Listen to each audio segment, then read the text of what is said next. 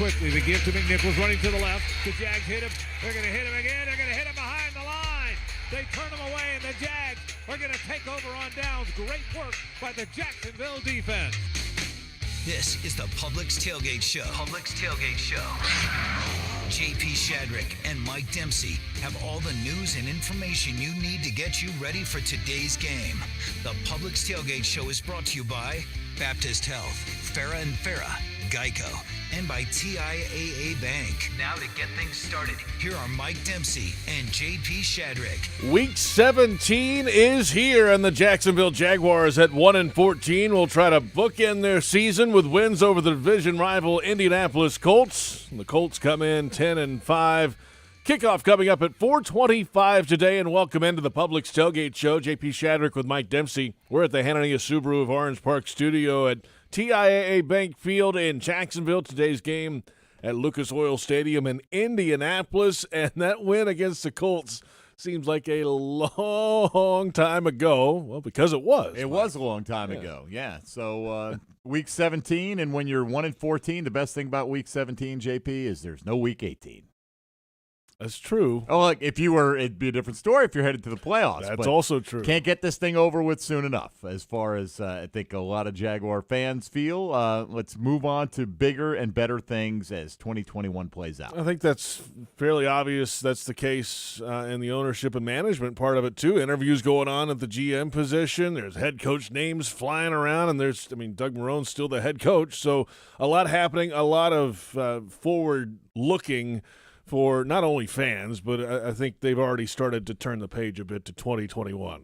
Oh, yeah. Look, the fans, I think, have turned the page, particularly after last week cemented the Jags with the number one overall pick in the draft. So they've had that to get excited about, and they have been excited about that. I mean, it's been the talk of Jacksonville really for the last 2 weeks, ever since the Jets won their first game of the season. And now with things officially locked in, Jaguar fans starting to dream about a transformational quarterback coming to town and playing with all that cap space and all those other draft picks and perhaps a brand new coaching staff and everything else that comes with it. So yeah, there are reasons for optimism in the future, but got to finish this one out first. Let's get to today's top stories and start with all the rumors around the coaching position that is still occupied, by the way, of course. Doug Marrone is the head coach of the Jaguars. We'll see if that's still the case in the days to come, but there are other names floating around, including Urban Meyer, one that's getting a lot of smoke right now.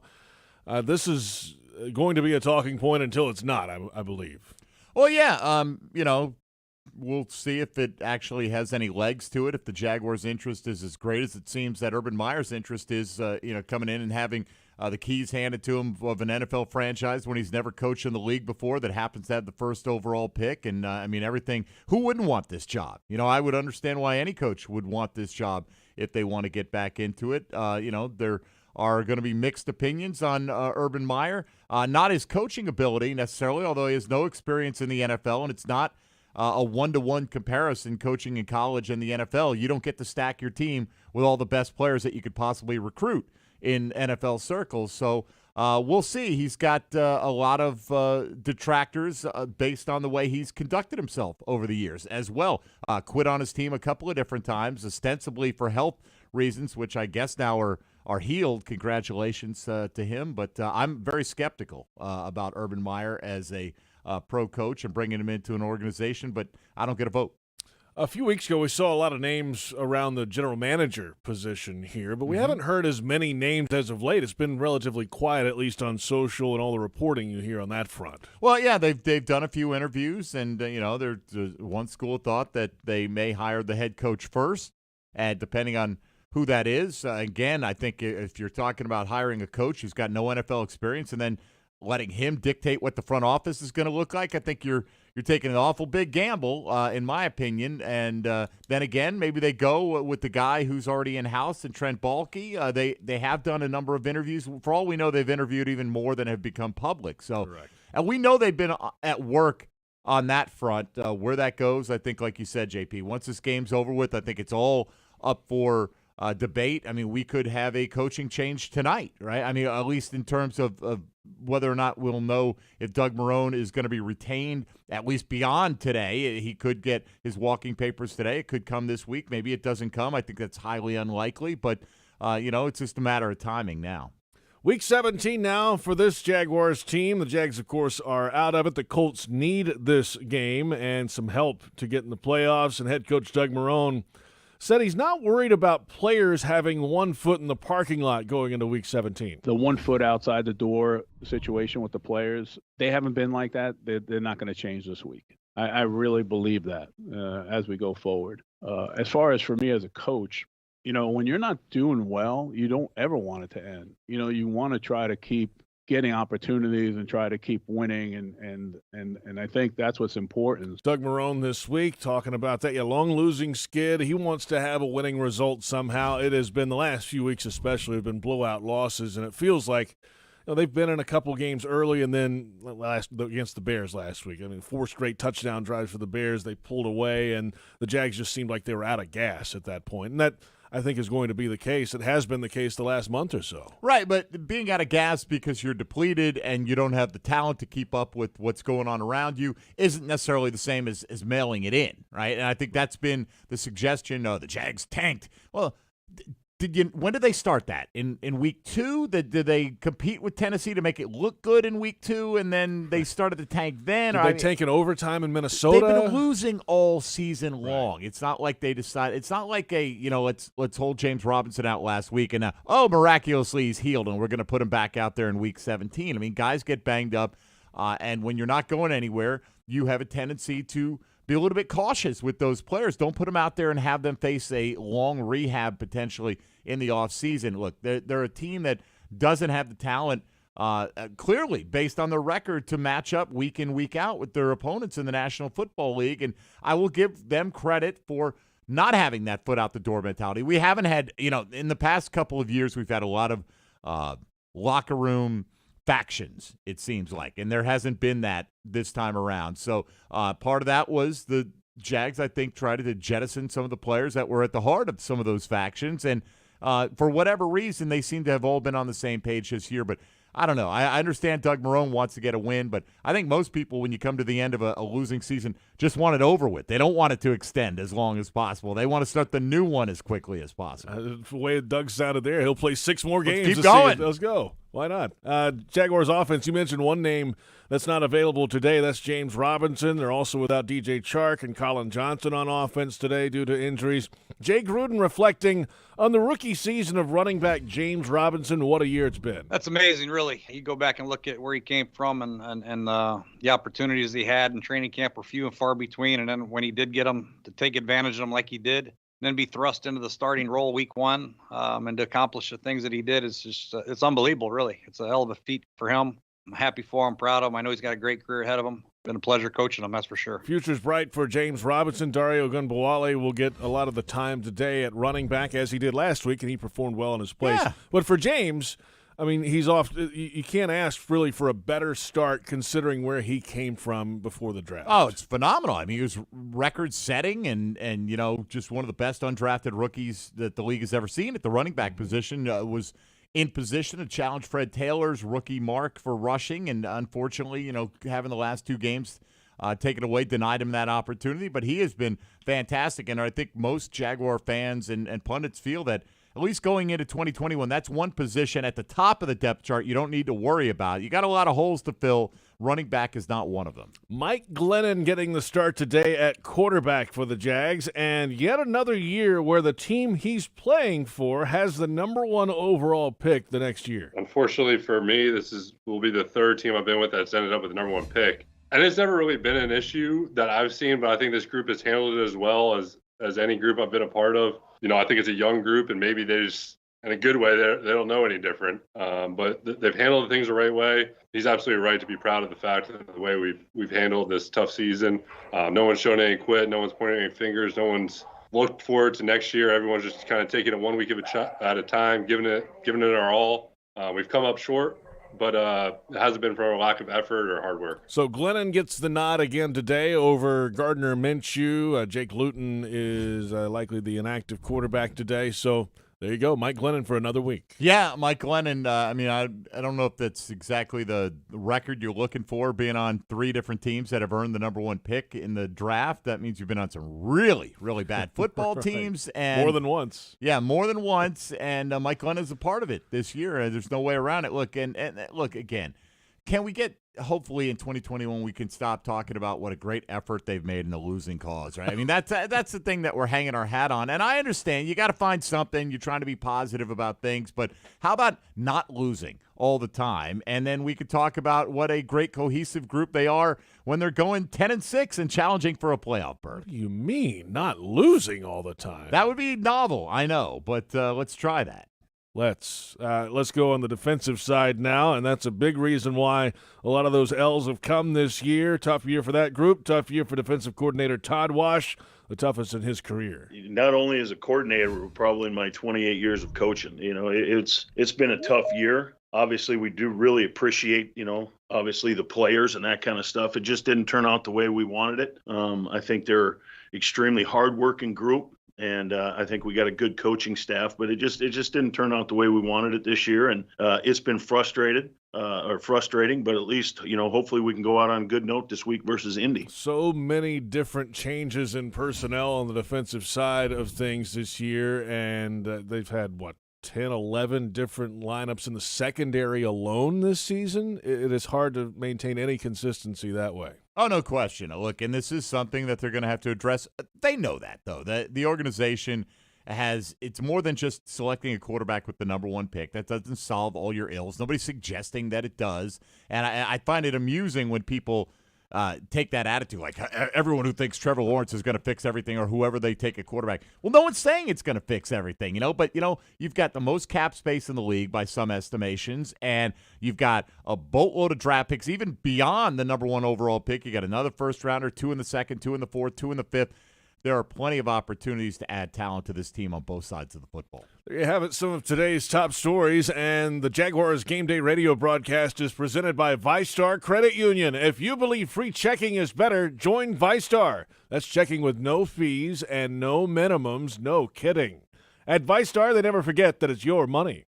It's Week 17. That means a lot of scenarios on the line for the playoffs today. Yes, let's go through the games that are in progress right now. A couple of games without any playoff implications. The Vikings lead the Lions 7-6. Alexander Mattison with a touchdown reception from Kirk Cousins put Minnesota ahead after earlier Marvin Jones had caught one. Matt Prater missed the extra point. That's where they stand. Minnesota up 7-6 in that one. The Patriots lead the Jets 7-0. Just be thankful, Jag fans, that you're not sitting here hoping that the Jets have to come back in Week 17 and have that impact you at the top of the draft. But James White with the touchdown reception from Cam Newton providing the score there. All the other games do have playoff implications in this early window. Miami can clinch a playoff berth with a win or a Baltimore, Cleveland, or Indianapolis loss. They currently lead the Buffalo Bills 3-0 in that one. Baltimore can get in with a win, a Cleveland loss, or an Indianapolis loss. They're up on the Bengals 10-0 in the early going. Marquise Brown with a touchdown reception from Lamar Jackson.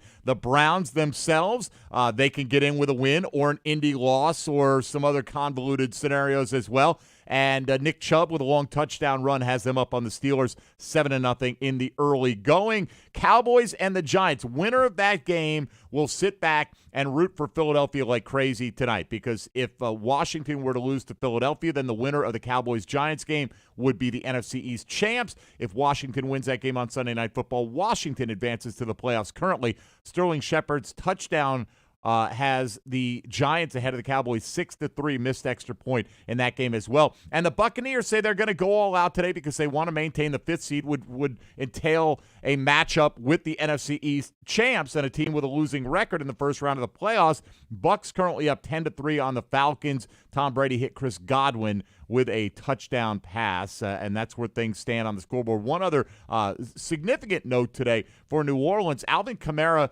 a week after scoring a league record-tying 6 touchdowns on Christmas night, comes down with COVID-19. He tested positive for COVID-19.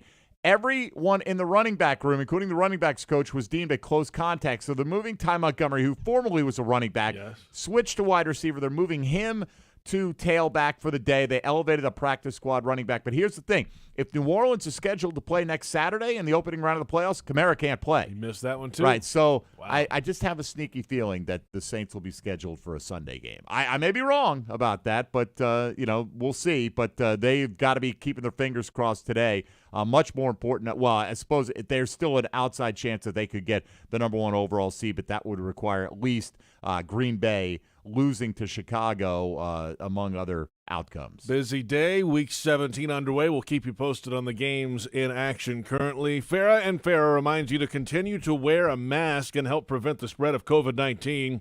Farah and Farah, protecting you and your family since 1979, and we're just getting started on the Publix Tailgate Show.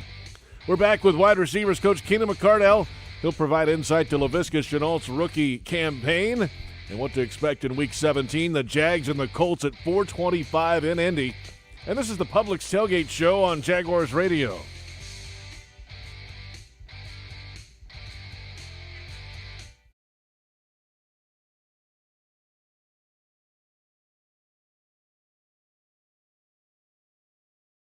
This football season, prepare your taste buds for the most iconic sports-watching drink of all time, Pepsi. With refreshing deliciousness specially formulated to keep your eye on the ball and mouth-watering fizziness to help you power through game day, Pepsi has everything you need to start strong. I used to care when Mike cheered so hard he spilled nacho cheese on my carpet, but thanks to Pepsi, even Mike can't ruin my football party. So this football season, make Pepsi your go-to game day drink because it's the only drink made for football watching. Pepsi, that's what I like. Hey guys, I want to take a break here because I'm so excited to talk to you all about this experience Eric Dunn and I are hosting this season called Jags at Home. This thing is for anyone that could use an extra $10,000. I mean, who couldn't? And the Jaguars are actually giving away $2,500 every quarter of every game to whoever predicts the outcome of the game most accurately. Will the Jaguars convert this third down? What will be the result of this red zone trip? If you think you know football and the Jaguars, why are you letting other people take this money that should be yours? It's not like if you top the leaderboard, you have a chance to win. If you top the leaderboard, you will win $2,500 every quarter, every game. Seriously. So when you're watching the game every week, visit jagsathome.com on a mobile device, tablet, or even a desktop, and come get this money. Even better, you get to hang out with me and Eric Dunn while we chat it up during breaks. Again, that's jagsathome.com. We'll see you there. Hey, Florida drivers and motorcycle riders, don't fumble. Do your part to stay safe on our roadways. Florida has observed a significant number of motorcycle fatalities and crashes. Drivers, watch for motorcycles. Don't drive distracted. Motorcycles are hard to see. Take the extra effort to look for them. Riders, play defense. Always ride responsibly. Wear proper gear and make yourself more visible. Get trained and never drink and ride. On the road, safety is worth way more than 2 points. Brought to you by the Florida Department of Transportation. You won't find a better deal to keep your ride clean than Scrubble's Flexible Service Car Wash. Start in the tunnel wash and experience state-of-the-art equipment while enjoying a soapy light show. Our quality soaps and solutions keep your vehicle streak-free. Every 3-minute car wash package comes with self-serve vacuuming, lint-free towels, window cleaner, and a free air freshener. Visit us at the St. John's Town Center, Fleming Island, and Atlantic Beach. And coming soon to Kernan and Atlantic. Trust the bow tie. You'll know quality once you arrive. Go Jags! Proven IT implements a strategic game plan designed to streamline your business for maximum results. Make the winning choice with the official business systems partner of the Jacksonville Jaguars, Proven IT. Proven IT's technology experts use a customized approach to understand how to design, implement, and monitor solutions that optimize your business. Proven IT provides managed network services, document management solutions, office technology, voice and data solutions, and more. Visit ProvenIT.com to see how they can streamline your business. Proven IT, transforming workplace productivity.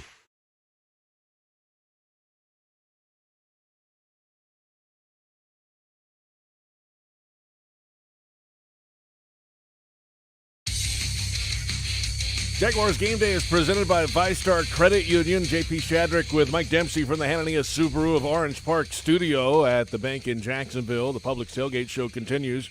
The Jags and the Colts in Week 17 flexed to 425. We always said the Jaguars, you want to play in meaningful December games. This is not quite what we were asking for. No, it does have some meaning, though. I mean, you can spoil Indy's season Right? I mean, Yes. there is that. I mean, there are with games you. out there like the Vikings-Lions that doesn't really matter, although we can root for Detroit today. It matters to us because we want that Vikings second rounder to be That's as true. high as possible.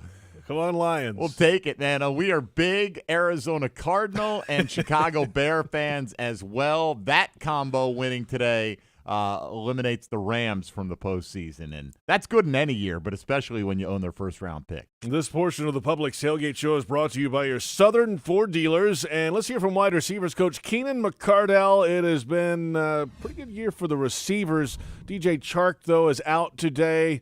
We'll hear about Laviska Shenault's rookie campaign and much more with Keenan. Jaguars wide receivers coach Keenan McCardell is with us. It's week 17, Coach. The losing skid continues, but here we go. This would be a good chance to snap it today.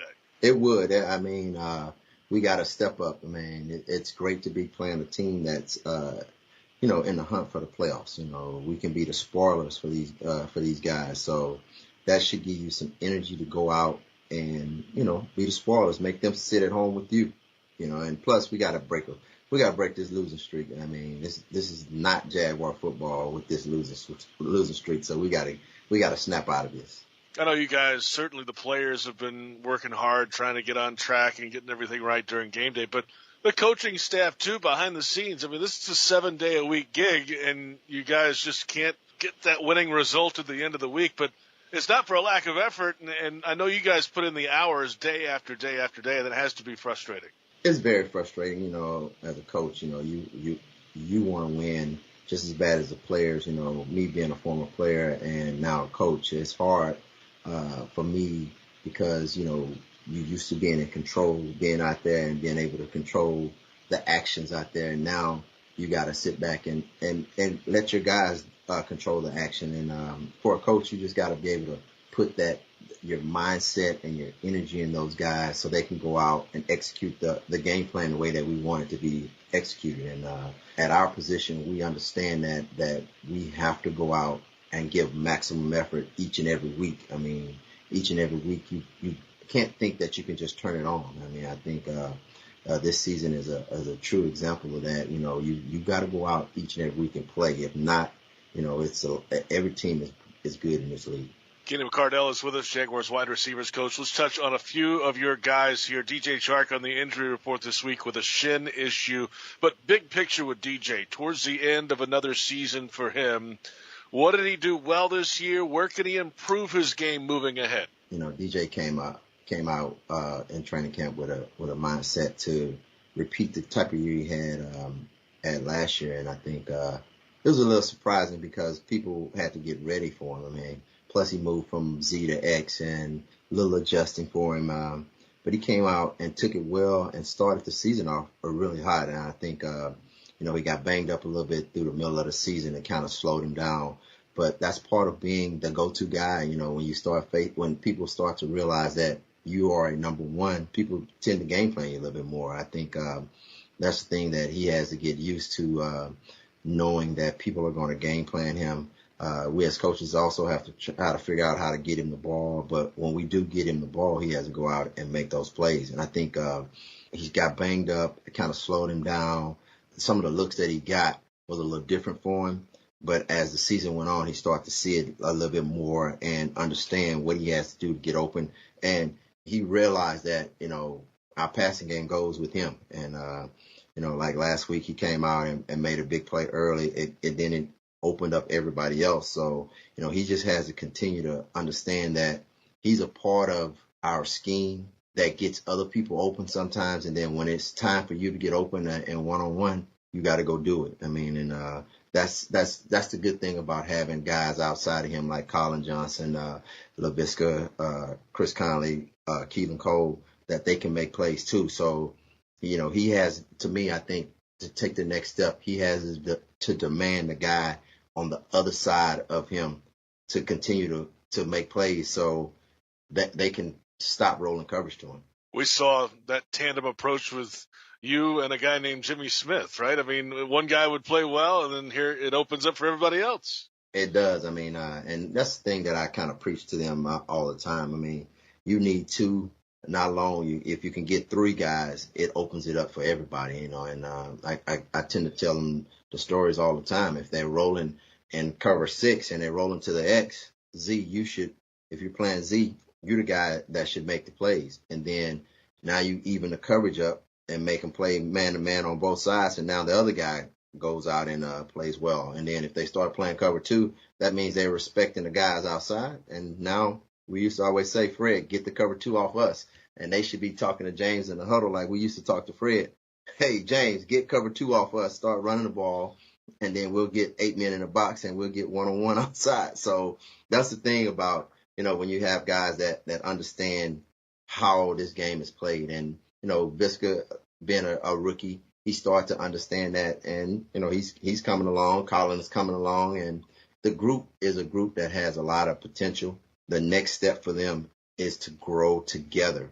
I mean, they need to grow together as a group and understand one guy pulls a string for the other and vice versa. And it'll get they'll get each other open.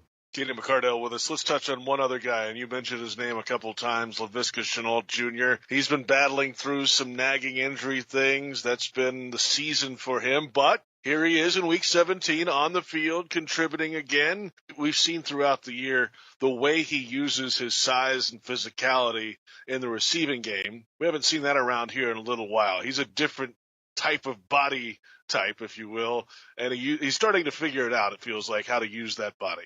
He is, and he's starting to use it down the field, too, as a receiver. I mean, I think a lot of times we've used him a little bit more as a specialty guy. But last week he caught a post route for a touchdown. I think it's probably one of his longest plays from scrimmage down the field. I mean, the more and more he understands that you can use that same physicality down the field, boxing out little corners, catching the ball, being strong after the catch. I think he'll start to mature even faster. I mean, to be honest with you, I really like what I saw from him as growth-wise, as developing into a more of a polished receiver.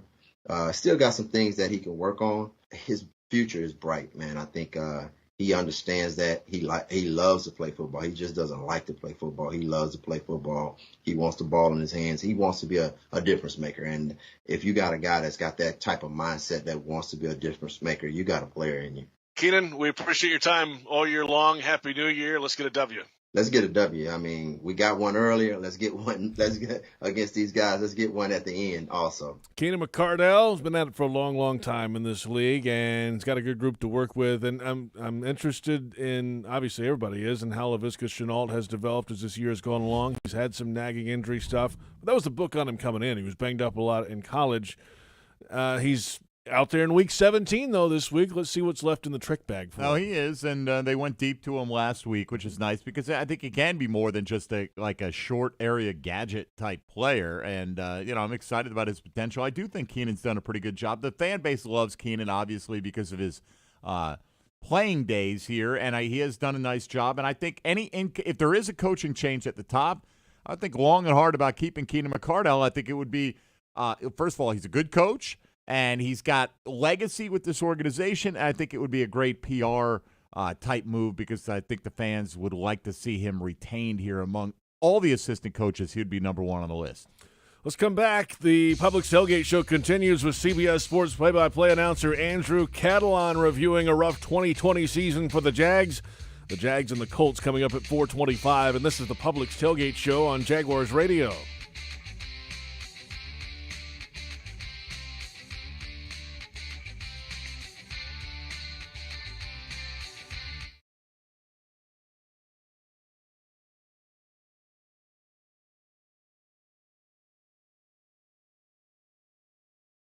Oi. Bonjour. Xin chào. Добрый день. كيف فينا نساعدكم? ¿Cómo te podemos ayudar? If you have an accident, the last thing you should have to worry about is a language barrier. That's why at Farah & Farah, we have a team as diverse as our clients. So no matter what language you speak, we'll fight for your voice. Farah & Farah, here for you. نحن هون للكل. Ici pour vous. Aquí para todos. Here for all. Jacksonville. Cecine's Office Systems helps you manage information more efficiently, offering a full line of award-winning copiers, printers, electronic document storage solutions, mailing solutions, and IT solutions. Founded in 1981, Cecine's continues to offer unmatched customer support and world-class scalable technologies to both small businesses and Fortune 500 companies. Located in Jacksonville, Daytona, Orlando, Tampa, and Gainesville, Cecine's is ready with your office solutions. Call 888-771-2679 or visit sissines.com today. Everyone's so busy keeping up. Forget about the Joneses. We all on our telephones with the texts and the tweets and the beats. What he said, she said, can't even follow the thread. Down the hole, we all go. Me, I like keeping up too, with my Corona and my attitude. That's La Vida Más Fina. Relax responsibly. Corona Extra Beer. Imported by Crown Imports, Chicago, Illinois. Hey, Florida drivers and motorcycle riders, don't fumble. Do your part to stay safe on our roadways. Florida has observed a significant number of motorcycle fatalities and crashes. Drivers, watch for motorcycles. Don't drive distracted. Motorcycles are hard to see. Take the extra effort to look for them. Riders, play defense. Always ride responsibly. Wear proper gear. Make yourself more visible. Get trained and never drink and ride. On the road, safety is worth way more than 2 points. Brought to you by the Florida Department of Transportation. Hi, this is Dr. Patrick Basil of Basil Plastic Surgery and Wellness. I'm a proud veteran of the U.S. Navy, and during my active duty time, I had the amazing privilege to serve our country and those who were wounded in combat. Helping my patients return to a normal life, I was able to provide an unparalleled level of care, which I've carried over to my own private practice today. As the official plastic surgeon of the Jaguars, I invite you to visit us at patrickbasilmd.com and would like to wish the Jags best of luck in today's game. You're working from home. So how do you connect with coworkers and clients? With RingCentral, the #1 global communication solution for business. RingCentral makes talking, texting, collaborating, and video calls easy. And it's all on one platform. And when we say everyone should be connected, we mean it. It's why we're giving RingCentral free to educators, health providers, and nonprofits. Learn more at ringcentral.com. Welcome to the new RingCentral.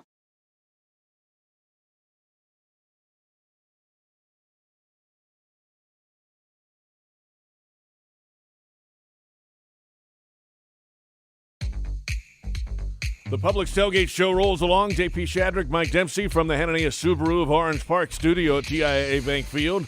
The Jaguars and the Indianapolis Colts at 4:25 today. And on CBS Sports, our friend Andrew CATALON has the call of the game. He's had a few of the Jaguars games over the years, and we'll get his thoughts on how things have gone and how things might go in the future. CBS Sports play-by-play man Andrew CATALON joining us. Week 17, you can't get enough Jaguars football, Andrew. We appreciate your time as always. JP, great to talk with you. Happy New Year to you and everyone in Jacksonville. Same to you, and here we go. The Jaguars are done. They've done it. They've got the #1 overall pick in the 2021 NFL draft with a loss last week to the Bears and another Jets win. And people here are testing positive for Trevor fever. It's all over Jacksonville. But still, there's a lot to be done between now and draft day. You got to still get the guy who's going to pick #1 overall, the new GM. There's possibly other changes coming down the line. And the kid has 2 football games maybe still to play, and he has to declare for the draft. That's a lot to happen, but people are fired up here in Jacksonville, and I guess rightly so. The Jags have never had the #1 overall pick. I agree with you. It's been an incredibly tough season for the Jaguars and their fans, and I think that there was probably some element where you knew, all right, they are going to rebuild. This could be a tough year, but not to this extent. And look, I mean, this is like hitting the lottery. You got this kid who everyone says you can't miss. No one's going to hand in a winning lottery ticket. That's kind of the way I look at it. So if you're a Jaguars fan and you're excited, I think you have every right to be. You should enjoy the next few months as you sort out the things that you said, GM and maybe other changes, and then get ready for what should be a really exciting, you hope, 10, 15 years with one guy under center, which is something we know they have not had for a long, long time in Jacksonville. We need Clemson to lose the first game, and then don't even worry about the second game. That would be ideal. Yeah, just rest up, right? Get ready for OTAs. Get the bubble wrap ready. Andrew CATALON with us. Now, today's game, of course, the Jaguars in Indianapolis to face the Colts. And the Colts have to win. The playoff chances, it comes down to this game, and they need a little bit of help as well. There would be panic in the streets of downtown Indy if they missed the playoffs with 10 or 11 wins. And because of the Jaguars, they beat them in week 1 somehow. And if they come out and beat them in week 17, that would be peak 2020 for Indianapolis fans. Yeah, you look back at that week 1 game, and there's a good chance that's going to keep Indianapolis out of the playoffs. And you're right. It's crazy to think that with an extra playoff team this year, that an 11-win Colts team may still be on the outside looking in. I think the Colts are very good. They're a team that if they do get in the playoffs, I think they could make some noise, especially in the AFC, where I don't think there's a clear-cut dominant team, and that's no disrespect to the Chiefs, who are home for the first round, but I just feel like any of these teams can get on a run and get hot in the AFC, and the Colts are included. But who knows what's going to happen? I mean, Pittsburgh is not playing their guys. Who knows how Buffalo is going to treat this? Baltimore is going into Cincinnati, and the Ravens, as the Jaguars just found out a couple of weeks ago, are red hot. And, the Titans are going into a Houston team that's been down. So, the odds are, I believe, a little bit stacked against them. You'd like to think, if you're a Colts fan, that one of these games would go your way, but it's very possible they'll be the third team with 11 wins to not make the playoffs. You got to love week 17 when the games get moved and the competitive balance things happen and everybody's playing at the same time. This is, if you're in the playoff race, it doesn't get much more exciting than this. I love it too. I mean, it's just the drama that you just, you go in on paper, you're like, this will happen, that'll happen. Well, maybe this, but you have no idea. I mean, you look at last week and the Jets winning, and the way the Jets have won their last 2 games, nobody thought that. So I just think that we should be set up for a great conclusion to the 2020 regular season. It's obviously been a crazy year, but for the NFL to get to this point where it looks like we're going to get all the games in with no extra weeks. And yeah, we've played on Fridays and Wednesdays and Tuesdays, but here we are. We're set up for a great finish today on Sunday. And it feels like they're going to get all 256 in. That is pretty remarkable. Andrew CATALON with us from CBS Sports. Well, when the team has lost 14 in a row, not many coaches can survive that. That is the feeling that, Doug Marrone might not survive this, let's say. Let's reflect on his tenure here, though. Remember, he came in here as an assistant and offensive line coach after his run in Buffalo for a couple years. He was the interim head coach at the end of 16. Hired in 17 full-time. They had the playoff run, issues in 18 and 19 with the roster and big names wanting to get out of here and the team not playing well. And we have seen what has happened with a lower talent level on the roster. It's amazing, though. Like, Jaguar fans love Doug Marrone because I think of his personality and how he's handled it. But losses are losses, and that's what happens in the league. Sometimes change happens. Yeah, this is a tough one for me as well, because I personally like Doug. I think that he has grown a lot since his time in Buffalo. And I think that's a good lesson for a lot of people that, you might come up a certain way and think this has to be the way, but you have to adapt. And I think that behind closed doors, Doug Marrone has adapted. And I think that he has become more of a player's coach. Now, not for everyone. And we know it's been public that, some people didn't see eye to eye with him. But to me, he's pretty much a straight shooter. And I think that that's what you got to like about him. And I also think he's a really good football coach. I think that he can get the best out of you. I think that he has a way to motivate, and he may not be for everyone, but I believe that he is a very good coach in the NFL. Now, as you pointed out, when you've had these last few years, and you have a new changing of the guard, so it seems, at quarterback. You've already fired your GM. It could be time just for a clean, fresh start. But to me, I think that Doug Marrone is the type of guy that, if he is let go, would be worthy of certainly another head coaching job in the NFL, because I think that he has changed who he is. He's adapted to today's NFL, and I think that he's a guy that can win you football games if put in the right position. Andrew CATALON with us. How about your schedule ahead? It's week 17. That means you're done with the NFL, right? Are you doing playoff games? What's up? Now I'm going to go take a nap, JP. As soon as the game ends, I might sleep for about 2 or 3 weeks. And then when I wake up, it'll be time for college basketball. So I figure if I time this nap out, I'll wake up in time for a Seton Hall basketball game in mid-January. Sounds like a plan. Andrew, appreciate your time all season long, man. Great to visit with you. Happy New Year, and we'll talk to you soon. Happy New Year, JP. Andrew CATALON, CBS Sports. Always good to catch up with the Catman ahead of the Jaguars football game. And this week's Selfies for Change player is anyone you'd like. You can choose your player when you log on this week. Take a virtual selfie with him and unlock a donation to tackle social injustice. Get started at TIAAbank.com/selfies for change. Some interesting stuff there from Andrew, of course. He's covered the Jaguars so often over the years. He's pretty close, I think, to the organization. So he has some perspective on things. I think it will be tough, at least in the short term, if Doug is no longer around here, to get a head coaching gig in the NFL, considering the win-loss record, I think, will just scare so many people away. I'd be stunned if Doug Marrone, if he gets fired, ever gets another head coaching job in the NFL. You don't get umpteen chances. There are always fresh guys coming up. You can't carry a 1-15, 2-14 record, plus the way the last couple of years have gone, plus the way he left Buffalo, which I don't have a problem with the way he left Buffalo. If you didn't want to give him the option to opt out, you shouldn't have put it in his contract. But in NFL circles, there could be some that hold that against him. You combine that with, it just, he didn't win very many games here. He had the one good year in 2017, and I don't think you're going to see Doug Marrone get a third bite at the apple, so to speak. But, hey, that's out of my jurisdiction, so we'll see what happens. Time now for our weekly visit with Jaguars sideline reporter Rick Ballou, presented by McGowan's Heating and Air. We call it Has Rick Lost It?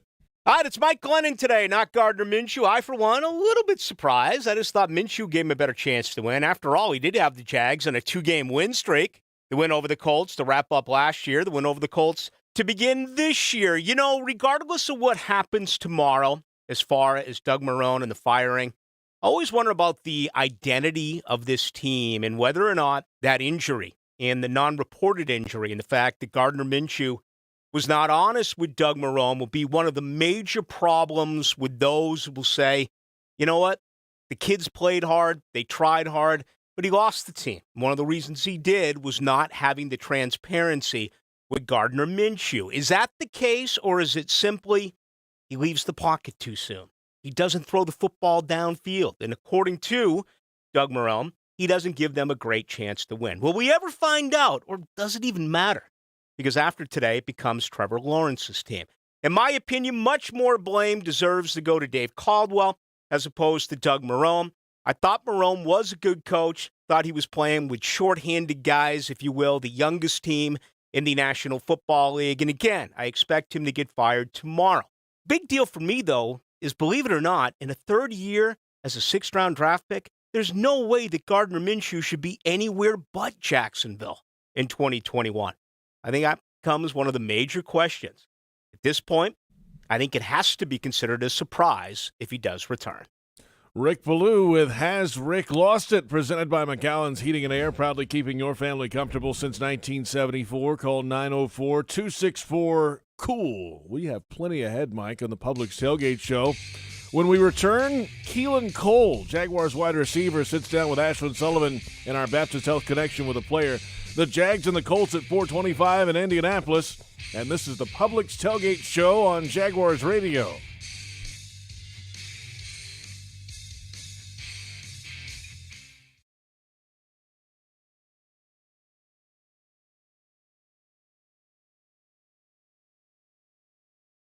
At Jacksonville International Airport, the health and safety of travelers is their #1 priority. They're doing everything they can to mitigate the spread of COVID-19, from adhering to CDC cleaning guidelines, requiring facial coverings in the terminal, and encouraging social distancing at every point of the airport experience. For a comprehensive look at what the airport, airlines, and their shops, restaurants, and rental cars are doing to keep passengers safe, please visit jaxairportcares.com to learn more.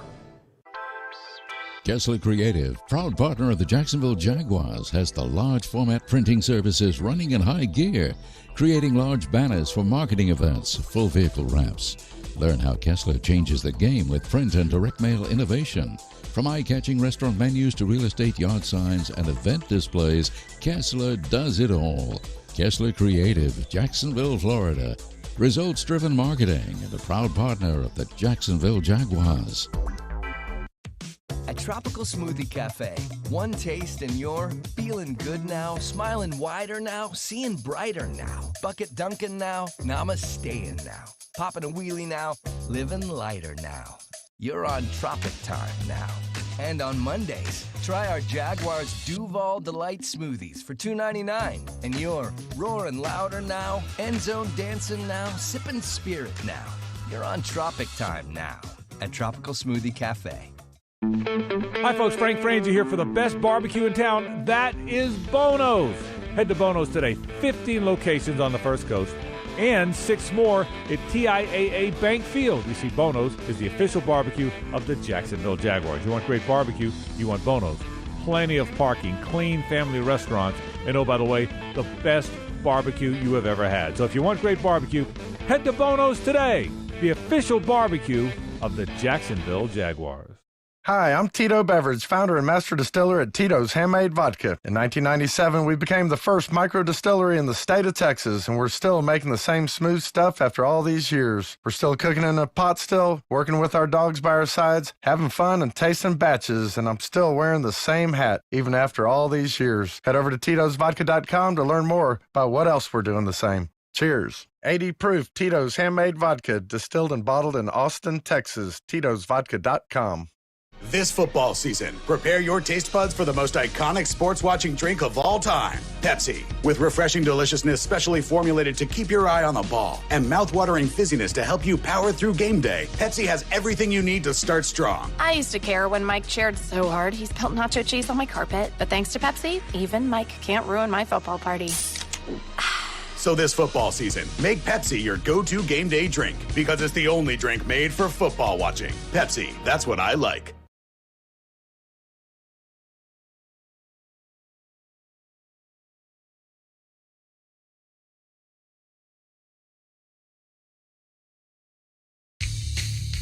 Jaguars Game Day is presented by ViStar Credit Union, and the Publix Tailgate show continues. JP Shadrick with Mike Dempsey ahead of the Jags and the Colts in Week 17 at 4:25.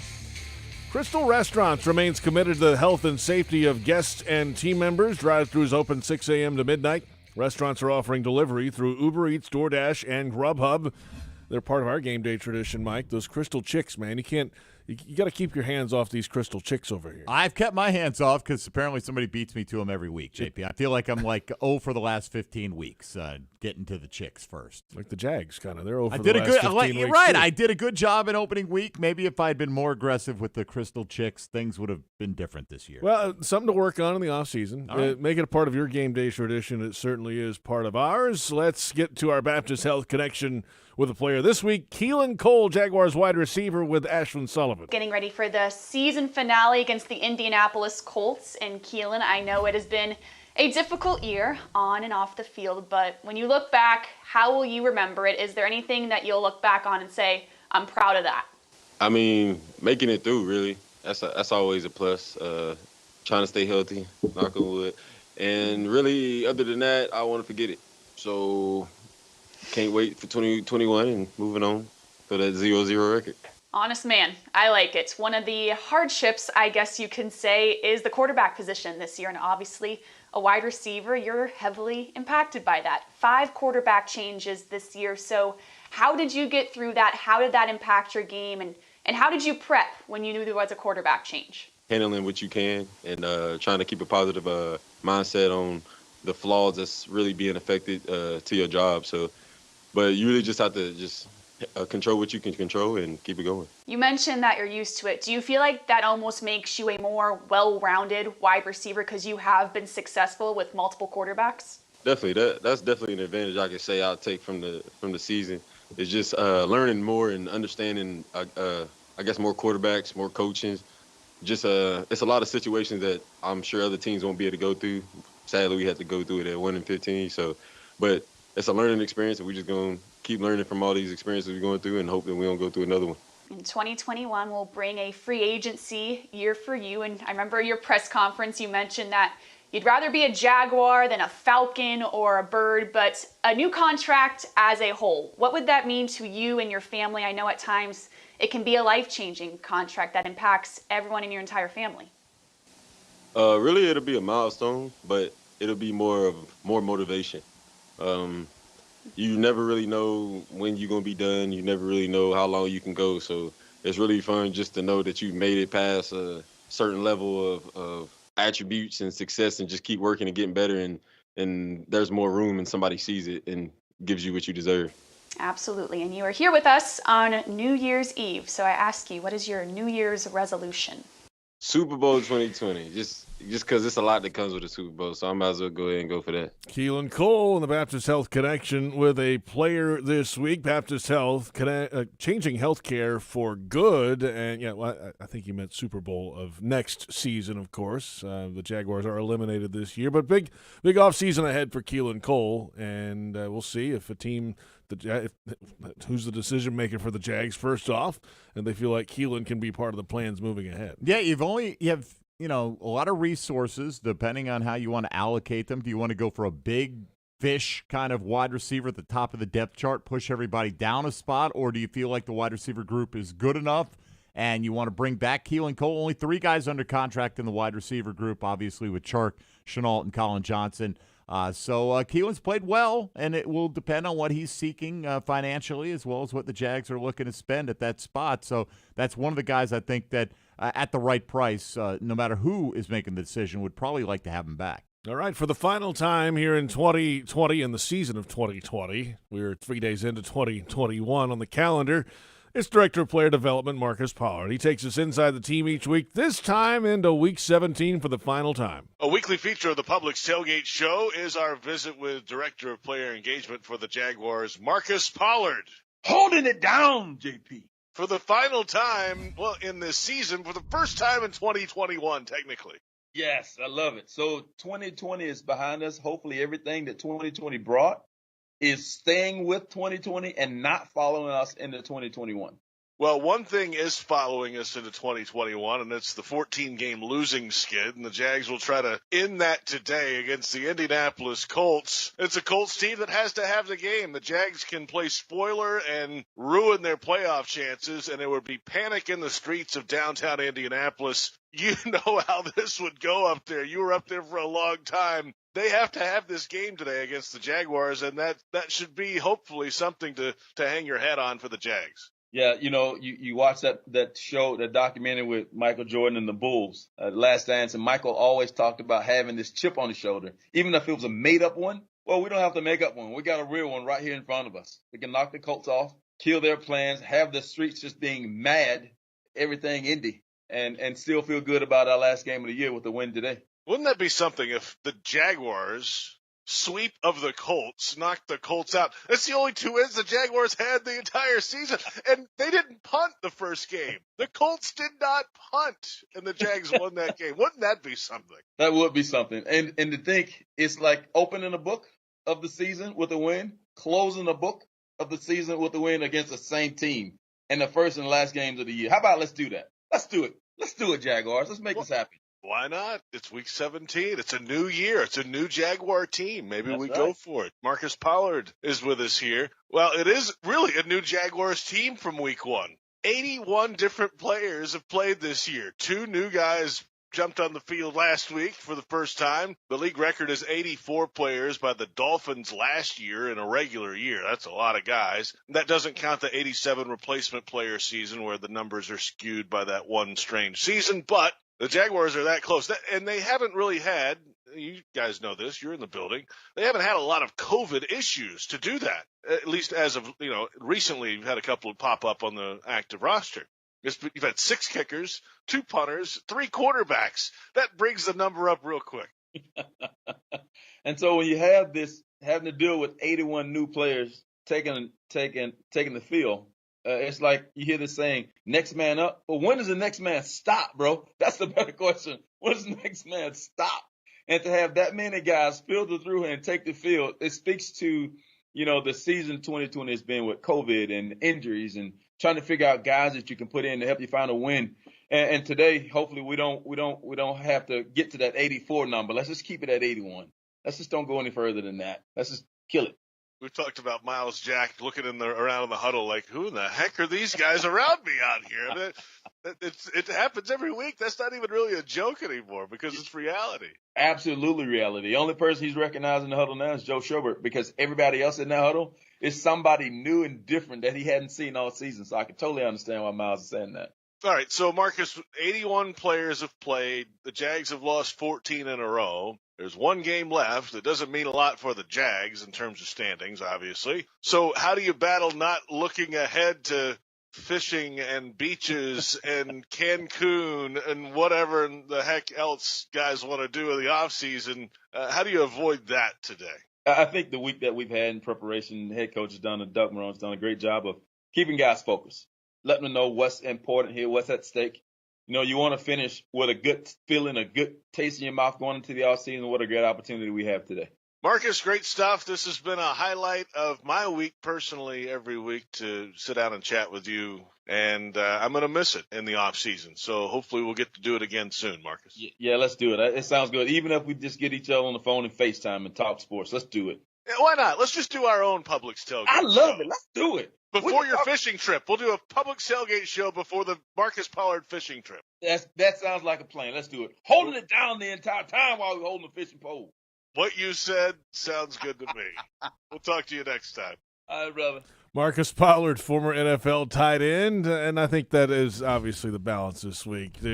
Guys are looking ahead. They have to be. It's natural about the week ahead. What's going to happen to your home situation? Are guys going back to where they're from? I mean, you have to put all that in motion at some point too. Yeah, there is right. The logistics of your life continue on for these guys, and I would imagine a lot of them rent places during the season, and some will stick around here, some will go elsewhere. But at least they've had. Look, JP, I would think a lot of that's taken care of, though, right? They had the certainty. They know they're not going to the postseason. They've known that for a while. So hopefully you've gotten those things out of the way, and you can focus today on just trying to win your second game of the year.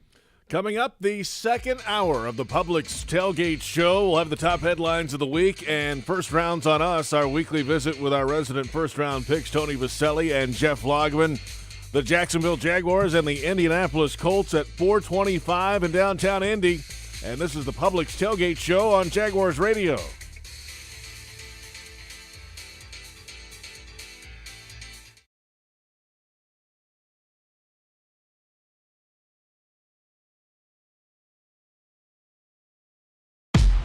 At most sandwich places, asking for more of something is just part of the drill.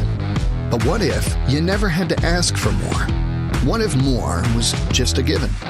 At Daly's, more is what our sandwiches are built on. More meat, more cheese, more veggies, more quality, more taste. All for a price that's anything but more. Sandwiches from Dash, made fresh. Daly's.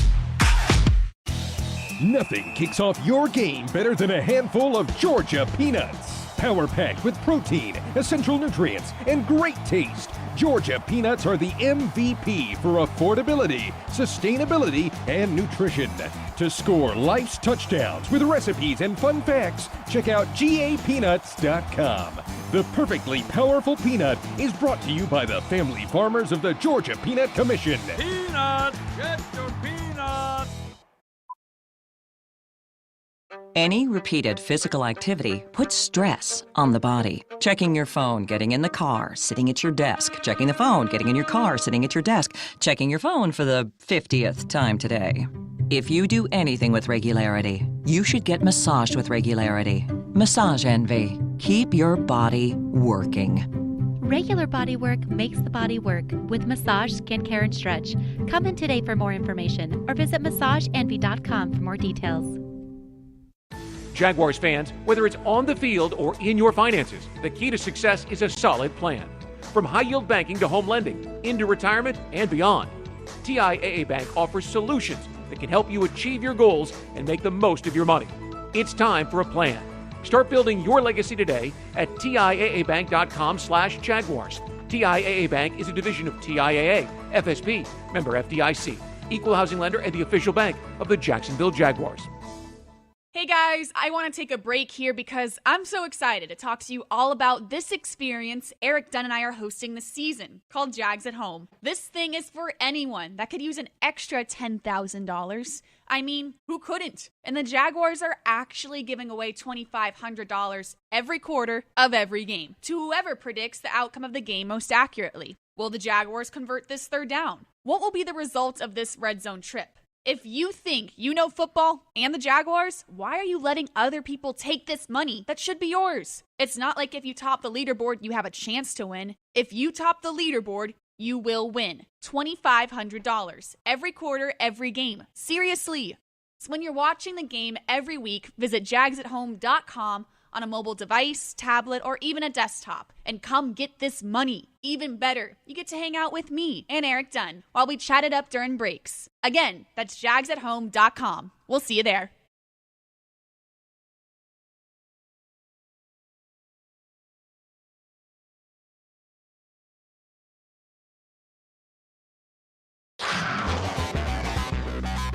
The Publix Tailgate Show continues right now. Welcome back. Hour number 2 of the Publix Tailgate Show. JP Shadrick, Mike Dempsey from the Hanania Subaru of Orange Park Studio at the bank in Jacksonville. It's a 4:25 kickoff time in Week 17 for the Jaguars and the Colts. These teams met in Week 1, and the Jaguars got a win in that game.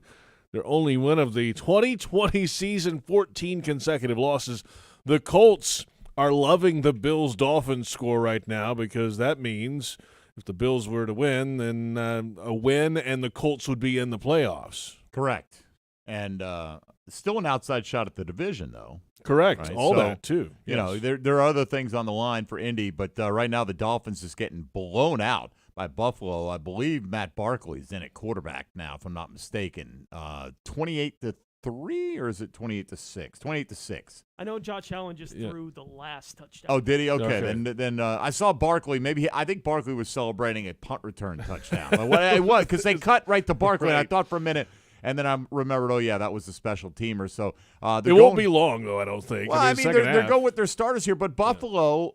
They're not going to count on Pittsburgh losing because right now Buffalo has a 2 seed in the AFC. If they were to lose and Pittsburgh were to win, then in a potential second-round matchup, Pittsburgh would have the home game. So Buffalo wants to make sure that they can have a home playoff game in the second round, provided that they get that far, and winning today is the easiest way to assure that. Let's get to today's top stories and start off with Week 17. Of course, the Jags have lost 14 games in a row, but for head coach Doug Marrone, he wants to keep having opportunities to win. That's the competitiveness, that you want. You don't want to say, oh, God, I can't wait for it to be over, and then let's see what happens, and then, and then kind of reboot. I mean, I'd like to keep competing every single week and keep playing. We just, run out of opportunities to practice and get better and do things, and we have one opportunity to perform on Sunday. So I don't like looking at the end because it's sad no matter what type of year you have. You know what I'm saying? Especially in this league because there's so much change. Yeah, a lot of change, and that's the rumors and reports that part of that change could involve Doug Marrone as early as tomorrow. Sure. I think it's overwhelmingly likely. I don't have any say over that, but when you go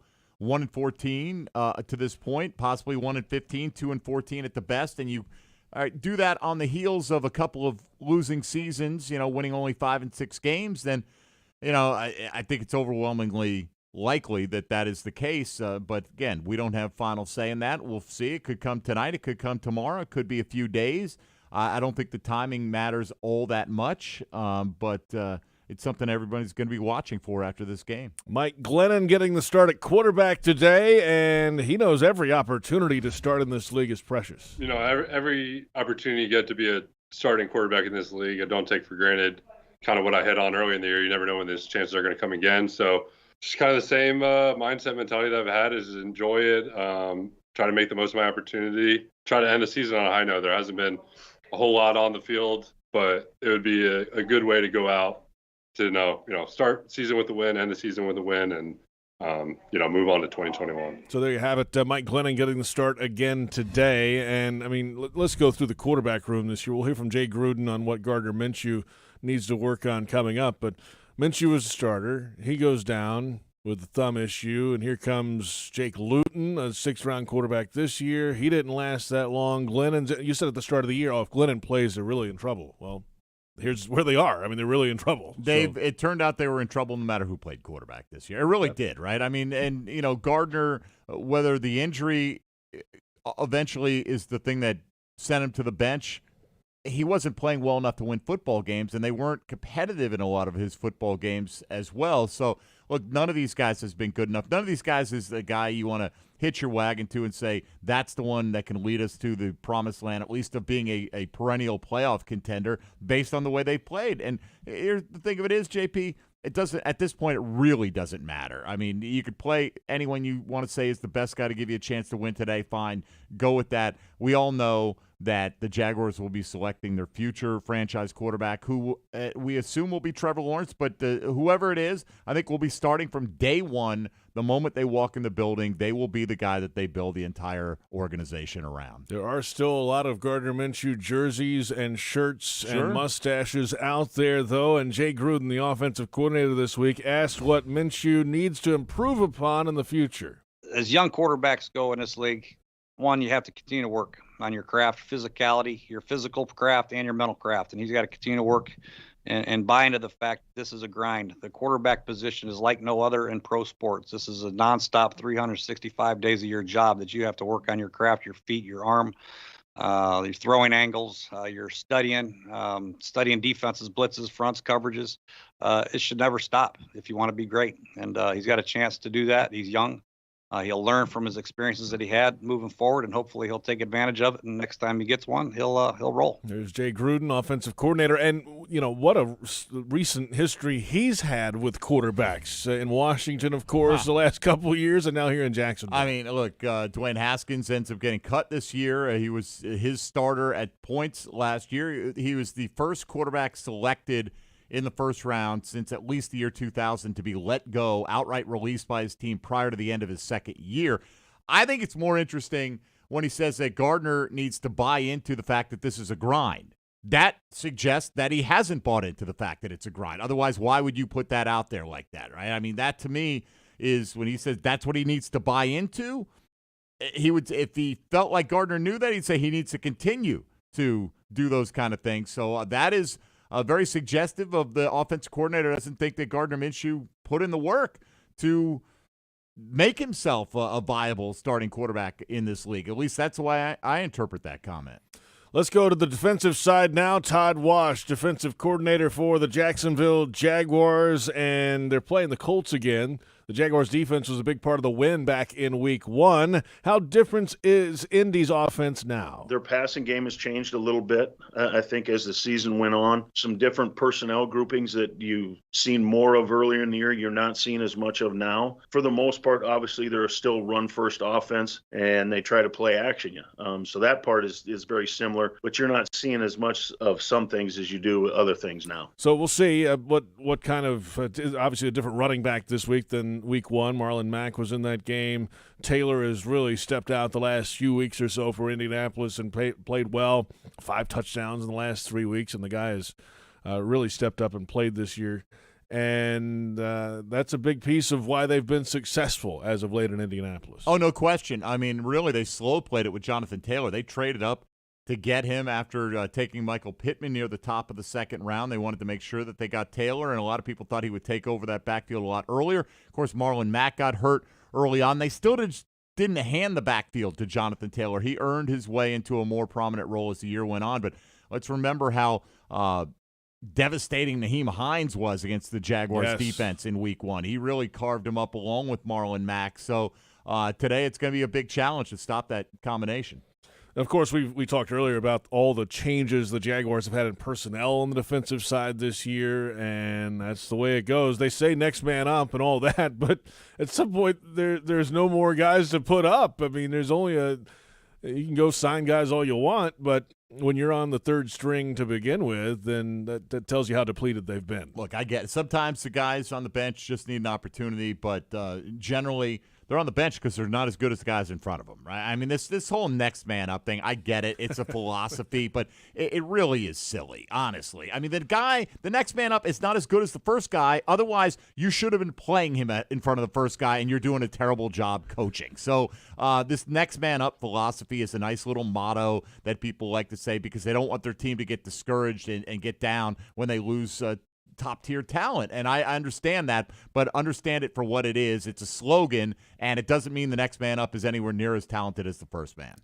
The Jaguars Game Day radio broadcast is presented by ViStar Credit Union. If you believe no car payment for 90 days is better, join ViStar. It's a standard feature on new or used car loans. ViStar never forgets that it's your money. It's Week 17. Things are getting hot. Oh, we got all kinds of playoff permutations going on with these early games, JP, around the National Football League. Not every game has a playoff angle to it. However, the Vikings currently lead the Lions 21-16. All these scores, I believe, are at the half right now. Kirk Cousins has 3 touchdown passes for Minnesota in that one. And, of course, the Jag fans may be rooting for the Lions to win that to help shore up that second-round pick, be a little bit higher that the Jags got from the Vikings in the Unique Ngakoue trade. Likewise, the Jets and Patriots don't have any direct playoff implications, although if the Jets were to win this game, then no matter what the Jags do, it would lock the Jags into the top pick in every round. Currently, right now, if let's say the Jets and Jags were both to lose or win today, then they would alternate in the even and odd number rounds. The Jags would still have the first pick in the draft, but when it comes to the second round, it would be the Jets' turn to select first. Right now, James White had an early touchdown reception for the Patriots. It was matched by Chris Herndon for the Jets, and they're 7-7 New England and the New York Jets at the half. Games with playoff implications. Miami needs to win or losses by one of Baltimore, Cleveland, or Indianapolis. Right now, they're going to have to hope for one of those losses because Isaiah McKenzie's having a day for the Buffalo Bills. 2 touchdown receptions and a punt return for a TD, and Buffalo's up 28-6 over the Dolphins. Tua Tagovailoa less than 100 yards passing in the first half. Lamar Jackson has hit Miles Boykin and Marquise Brown with touchdowns. The Ravens get into the playoffs with a victory. They're up 17-3 over the Cincinnati Bengals. The Browns trying to play their way in as well. Most of these teams will be in. There's only going to be one team left out in the AFC that's viable today. Nick Chubb with an early touchdown run, and the Browns are clinging to a 10-6 lead over the Steelers there. The Giants getting 2 touchdowns from Sterling Shepard are up 20-6 over the Dallas Cowboys. The winner of that game will sit back and root for Philadelphia. If the Eagles were to win on Sunday Night Football, then the winner of the Giants-Cowboys game wins the NFC East. Otherwise, if Washington beats Philly, Washington is the division champ. And the Buccaneers playing to make sure that they match up with that NFC East champion, whoever that turns out to be, as the 5th seed in the NFC. The Bucs up 23-10, but suffered a big loss potentially as Mike Evans, untouched, running a slant into the end zone, had his left knee buckle, really couldn't put any weight on it. A non-contact injury, did not look good, although Brady's got reinforcements. He's thrown a touchdown to Chris Godwin and another one to Antonio Brown. It's 23-10 Buccaneers in that one. One other note, Alvin Kamara coming down with a positive COVID-19 test. The running back room for the Saints deemed to be close contact, so they moved Ty Montgomery back to running back. That's what they'll go with, but more concerning for New Orleans is potentially next week if they are scheduled to play on Saturday. Based on the timing, Alvin Kamara would not be eligible to play in that game. His best-case scenario is the Saints play on Sunday, and he'd be able to get cleared and come back for New Orleans. There you have it, a look around Week 17 of the National Football League, and we're back in a moment with First Rounds on Us, our weekly visit with our resident first-round picks, Tony Baselli and Jeff Lageman in the broadcast booth. The Jags and the Colts tee it up at 4:25 today in Indianapolis. And from TIAA Bank Field, this is the Publix Tailgate Show on Jaguars Radio.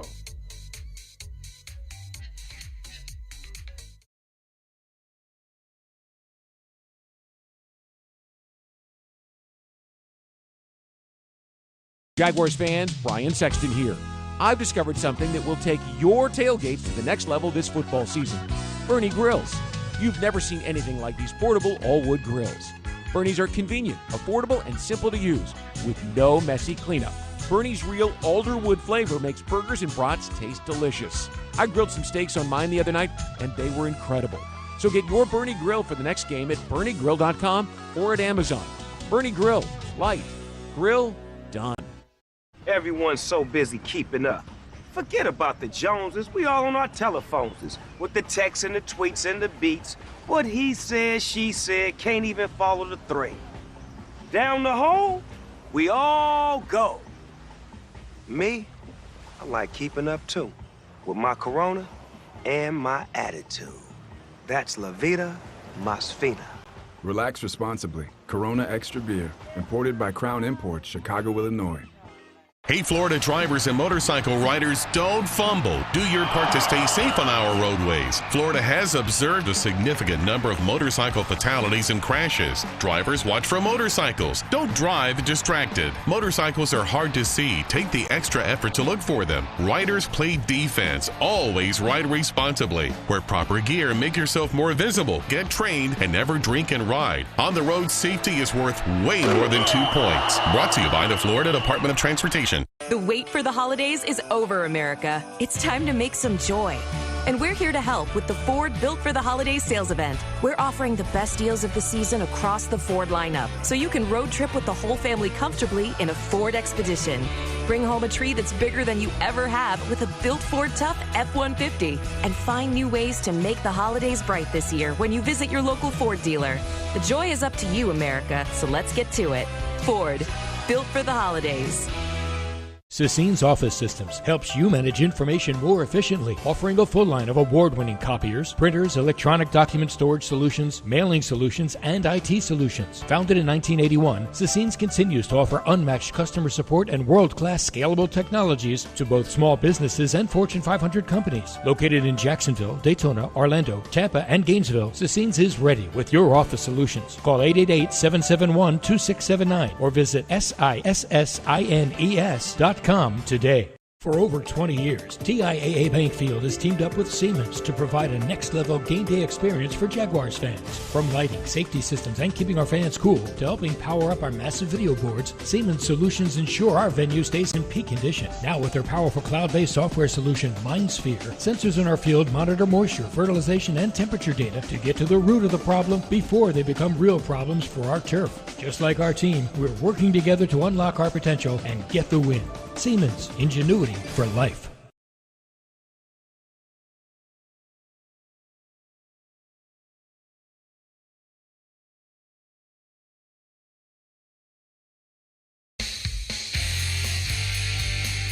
KP Shadrick with Mike Dempsey from the Hanania Subaru of Orange Park Studio at TIAA Bank Field. The Publix Tailgate show continues. The Jags and the Colts coming up in Week 17. A kickoff time at 4:25 at Lucas Oil Stadium in downtown Indy. Time now for first rounds on us. New York Jets, first round choice, Jeff Lageman. Jacksonville Jaguars have selected tackle Southern California, Tony Baselli. Well, you know him, you love him, you got to have him. You're going to get him now. Jeff Lageman and Tony Baselli in the broadcast booth here at the bank. The game is on the road today. And, gentlemen, good afternoon. What do you say, JP? What's up, JP? Week 17, guys. One more week to go. Yeah. And then, here's the thing. The intrigue doesn't really start until after this game. I mean, that's kind of where this franchise is at. And this game really doesn't have a whole lot of meaning for the Jaguars' future right now. So it's back to rooting for them to win. And then wait and see what happens next. Yeah, I think the intrigue for the game itself is, can you knock the Colts out of the playoffs? I mean, that's what you're trying to do, and if you can sweep a division rival, which you're a huge underdog, and you've lost 14 in a row, so maybe you can revisit the jubilee of Week 1. Well, the Colts are getting what they needed. There was 3 games going on that they're all eyeballing right now, I'm sure, wherever they are, in the locker room or in their cars or at their hotel, and right now, the Buffalo Bills are putting it to the Miami Dolphins, and that's the opening they need right there. Which means they control their own fate. That's right. They win, and they're in, and so the Jaguars are going to get a football team that's going to be highly motivated, because I don't see the Buffalo Bills losing to the Miami Dolphins in some type of comeback game up in Buffalo. Not the way they're playing right now. No, Josh Allen's killing them. Well, and Jeff, you made the point. So we'll be covering the game, and obviously we'll talk about the game today, and what it means is not much, but all the stories this week and all the stories next week are going to be about what happens to Doug Marrone would be first and foremost, and his staff, and then based on that, what direction does this franchise go with leadership? New GM, depending on what happens with Doug. I think we're all assuming there's probably changes coming. We'll wait and see. A lot of reports out there right now of big names being rumored and everything else. So it's a Sunday where it's the last week of the season, and we'll call a football game, but I think most of the attention of all Jaguar fans and what's next. Black Monday. Yep, what's next? All right, guys, so last game of the season, and as professionals, I'm sure you want to win every single week, but when you were playing, how much would it motivate you if you were eliminated from the postseason, but you did have a chance to play spoiler? Was that something that got you up a little bit more for the game, or did you really not pay attention to that kind of thing? Look, I think it helps motivate, but the thing I think that motivates the players most importantly, and you look at this roster, and a guy, perfect example, Gumbwale. He's considered a journeyman type player. Last week he got his first career start, and he did some pretty good things and put some nice stuff on film. Well, here's another chance for him to earn a future paycheck. Because a lot of these guys, that's what you're trying to do. They're trying to secure their future. Whether you're a wide receiver and your contract is expired and you're going to get a lot more play time today because of the injury to DJ Chark, or you're a Gumbwale because of the injury to James Robinson, you've got an opportunity to further your career. When I say further your career, the flat-out bottom line is you can make more money in the future by getting a better contract. So I think, Mike, that overrides the other motivation of, let's play the spoiler and ruin the day for the Indianapolis Colts. Yeah, and I'd go even a step further than Jeff did. Mike, for me, it did not really do much because I just don't know how, as a professional football player playing this game, you can't be up for a game because the chances of you getting hurt or something going really wrong or embarrassing yourself or getting a teammate hurt or something else is just too high. There's too much on the line every time you step on the field. And so whether you're playing a team that, like in 1995, both us and the Cleveland Browns were, 12 lost teams at the end of the day, and we went out and won that game. Or I remember in 2000 we went up to New York and they ended up going to the Super Bowl, and we're fighting to beat them, even though the game didn't mean much for us at all. You still go play hard. You're still trying to finish the game. You're trying to be a professional, and I just don't. I don't know what choice you have because the downside is so high if you go out there halfway. Head coach Doug Marrone this week was asked about, there could be guys with one foot in the parking lot looking forward to the offseason, fishing trips and vacations in Cancun and whatever happens in the offseason and the logistics of getting out of town. How do you, as a coach, keep guys from worrying about all that life stuff that happens? Wait a minute. Hey, JP, there's coaches that are making plans for a fishing trip and postseason and what they're going to do and trying to line up future jobs and everything else. Look, it's just human nature. It's look, when you're 1-14, it's hard to concentrate. I've never been 1-14, but I've been on some really bad football teams, and it's hard to concentrate. That's just a fact of life, and it's human nature, and you got to fight it and try to be a professional. And but look, trust me, the coaches aren't exempt from any of that. So, guys, we will turn our attention after this game to what comes next with the front office and the coaching staff potentially turning over. Is there another circumstance out there among the teams that have openings that you think is more attractive? It looks like the Jags, with the potential number one pick of whoever they want and all the salary cap space, all the extra draft capital, and what's been a patient ownership group, seems like it's as attractive as any job that's out there right now. Well, there's only 32 of them, and so I think they're they're all attractive jobs. But to your point, Mike, there's probably going to be 6 to 8 job openings, most likely 6, because I think, Matt Nagy's done enough in Chicago to keep his job, and you look up at Peterson in Philly, it sounds like he's going to stay. So I think there'll be 6 jobs open. There'll be some competition. And if you look at all those jobs and you got the first overall pick, so you're going to get a young quarterback that you have a chance to mold. You have a lot of cap space and a lot of opportunities and probably a little bit of patience because the team is really in rebuilding mode. I hate to say it, but that's where we are again, the youngest roster in football. Now the downside is you don't really have any, outside of Miles Jack, is there a guy who is a difference maker, superstar matchup issue on this football team? And James Robinson's a nice back, but so there's you still have a lot of work to do here. But I think because of the cap space, the draft capital, and the fact that you're going to get a chance at most likely Trevor Lawrence, it's pretty dang attractive. Well, let me add this to what makes this job attractive. I mean, we all live here and love it. Well, yeah. Besides, that's a given. Yeah, this is one of the best places to live in the country. I mean, look at what we got here. I mean, here we are. We're wearing shorts, Tony's and flip flops, and here we are in January. It's crazy, right? And so, I mean, look, coaches also consider the family situation as well. They consider finances, and this is all very positive to get a job in Jacksonville. Great place to live, lower cost of living, no taxes, income taxes, all good. Should we break down the Sugar Bowl the other night, Ohio State Clemson, or are we too early for that? Oh, well, I mean, the reality is that it's certainly a topic. I can tell you this, JP, I have not DVR'd a college football game. I don't think I ever have.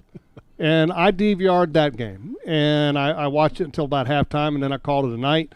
And then yesterday went back and watched some of it to watch the quarterbacks play, and obviously there's a reason I did that. I mean, and look, it is a topic, and it is a focal point of this football team because the quarterback can change the destiny of a franchise. I mean, it's not the only decision that can change that, but it's certainly a big one. And the most important one, because we all know that the players are probably the most important thing that you get when you're trying to build a franchise. So, I mean, is it too early to talk about that? I mean, no, but at the same token, we do still have one game, but right. JP, I'll tell you that. Like I said, I DVR'd the game, and I haven't deleted it yet. And I watched it one time. I'll probably go back and watch it again. And then here's the other thing. Next week, when I've got the opportunity to start watching some game film on some of these quarterbacks, the one in BYU and obviously Fields and Trevor Lawrence, I'm going to watch them. I mean, because this is the most important decision for this franchise going forward.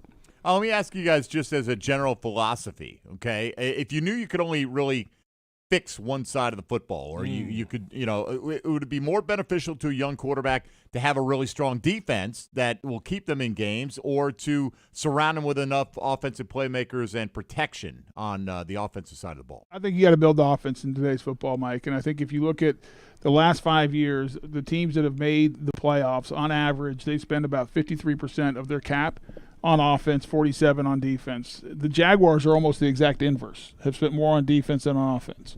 And so I think without a doubt in today's football, you got to get the quarterback, and then you got to build around the quarterback. You have to build that offensive line. You have to protect them. And then you need speed, and you need guys who can play in space and make people miss in space.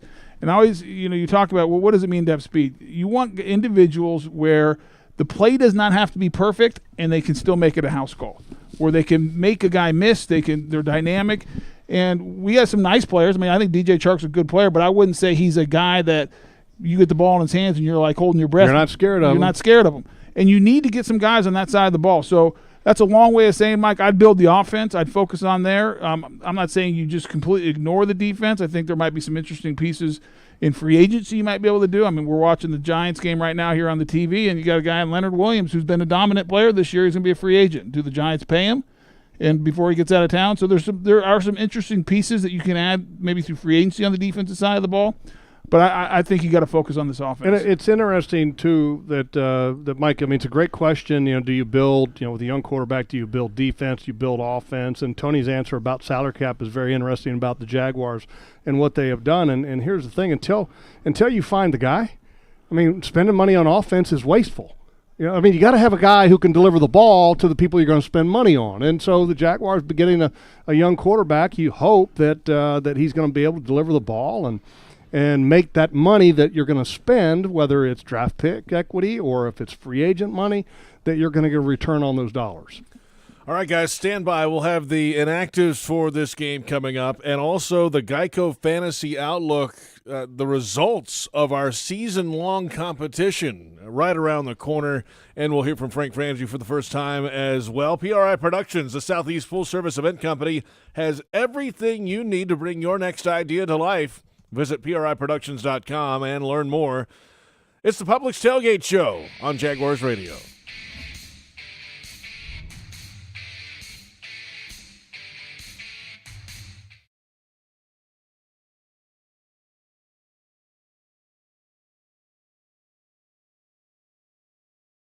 In Florida, bicyclists have the same rights and responsibilities as everyone else on the road. So when you ride, follow the rules. Always wear a helmet and use lights on your bike. And drivers, watch for cyclists. Give them space to ride. And don't forget, when making that right on red, look to your right first to see if a cyclist is approaching in the bike lane. We all have a responsibility to keep ourselves and each other safe. Alert today, alive tomorrow. Because safety doesn't happen by accident. This message brought to you by the Florida Department of Transportation. The best way to feel love is to share it at Hanania Subaru of Orange Park. We always go the extra mile with bigger selection, more savings, our best service. Only Subaru of Orange Park gives you a nationwide lifetime warranty and 1 year complimentary maintenance on new and used vehicles. Plus, when you get a new Subaru during the Subaru Share the Love event, Subaru will donate $250 to your choice of charities at Hanania Subaru of Orange Park. Online at SubaruofOrangePark.com. See dealer website for full details. At ViStar, we believe in better. And that means treating people better with friendly, personal service that's kept our members happy since 1952. A smile and personal greeting when you enter the branch, an online or phone chat for those quick questions, and a call center that's open every day. If you believe that great service is better, join ViStar. We never forget that it's your money. All loans subject to approval, insured by NCUA. Why live with foot or ankle pain? If you have persistent pain, numbness, tingling, burning pain on the bottom of your foot, or swelling that doesn't improve with home treatment, it may be time to see Jacksonville Orthopedic Institute.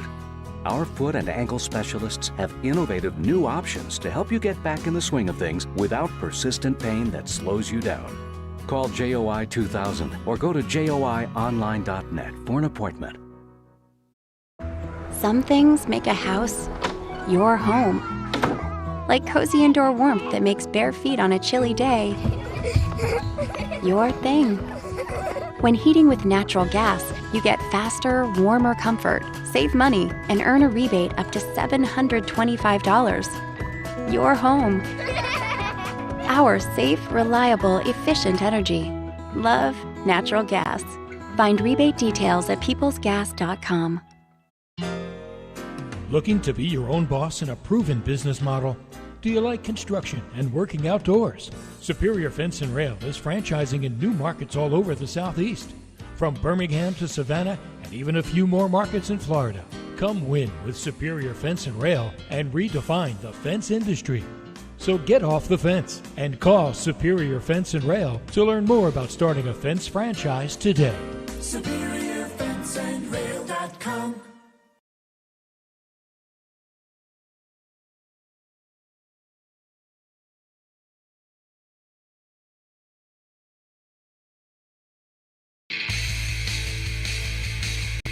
JP Shadrick with Mike Dempsey from the Hanania Subaru of Orange Park Studio at TIAA Bank Field in Jacksonville. The Publix Tailgate Show continues. It's Week 17. The Jaguars and the Indianapolis Colts.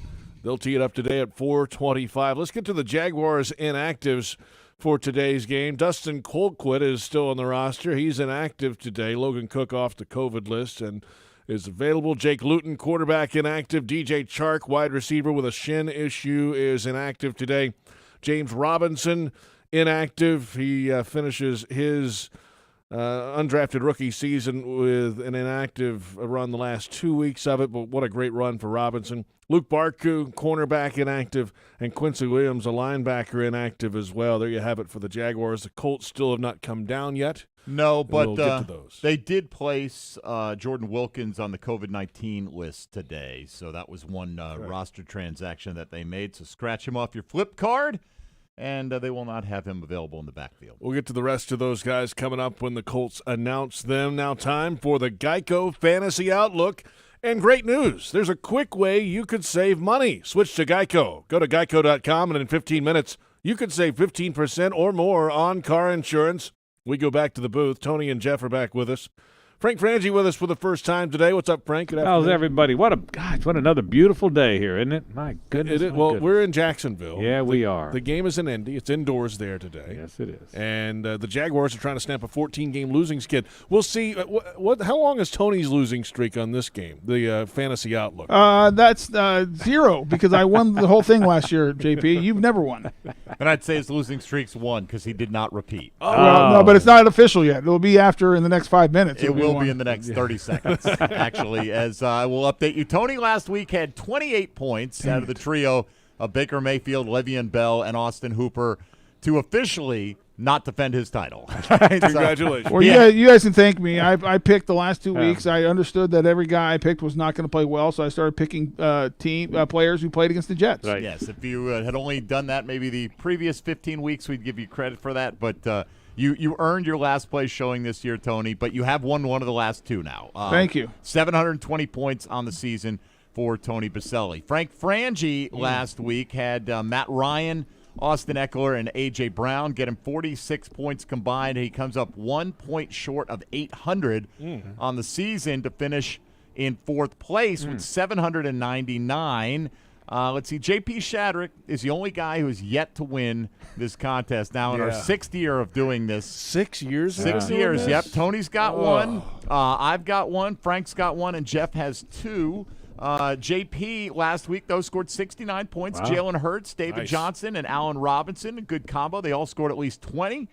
And 842 is where you ended up on the season. Okay. So, all right, respectable. Last week, Logs had 862 going into the final week. I had 852, 10 points behind. In the at the running back position, I had David Montgomery get me 19. Logs had J.K. Dobbins get him 13, so I picked up 6 right there. At wide receiver / tight end, I had Travis Kelce get 22, and Logs had Calvin Ridley get 18, so I picked up 4, so that's a tie right there. Wow. So it comes down to the quarterback position. And Deshaun Watson got me 29, and Ryan Tannehill didn't.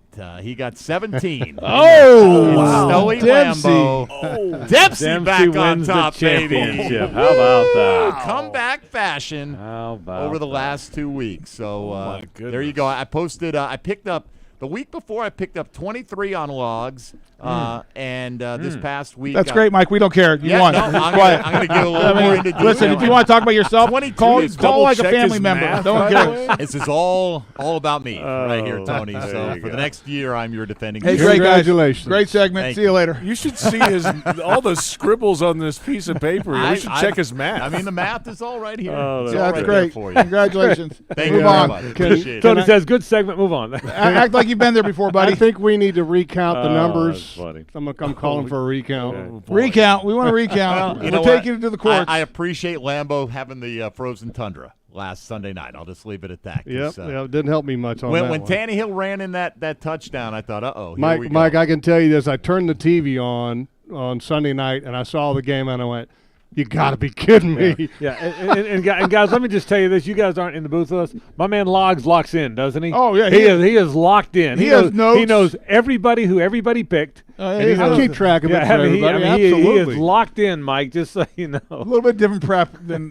me. We all are. That's the way it goes. That's exactly right. We all have a little fun with it. I hate this game. Except for JP. Hey, JP, you really are bad at this. You should Yes, I quit. am, Tony. Thank you for reminding everyone. I am not good at this game. That'll do it for this game, for this year, though. Tony and Jeff will be back with us in just a little bit, and that's in Countdown to Kickoff on the Jaguars Radio Network inside an hour from now. We'll get their final thoughts. It's time now for the Frank Frangie File. We visit longer with play-by-play man Frank Frangie from the broadcast booth, and here we go. Finally, Week 17, one more week of football, 60 more minutes to play before what could be and probably likely will be an eventful week around here. Yeah, no question, JP. One thing before that, just so you know, I'm no good at this game either. I fell into a title, okay? Yeah, and I'll brag about it forever, but I'm not very good at this game They can't take the rings away, No, they Frank. can't. I got the ring. You're exactly right. Yeah, it is an interesting week. Look, it's a Jaguars football game. We only get 16 of those. I'm excited about a Jaguars football game and calling it and watching it, and I mean that very sincerely. But, yeah, we're disingenuous, JP, if we don't point out that the intrigue about this team starts after the game. And we know that. Well, what's going to happen?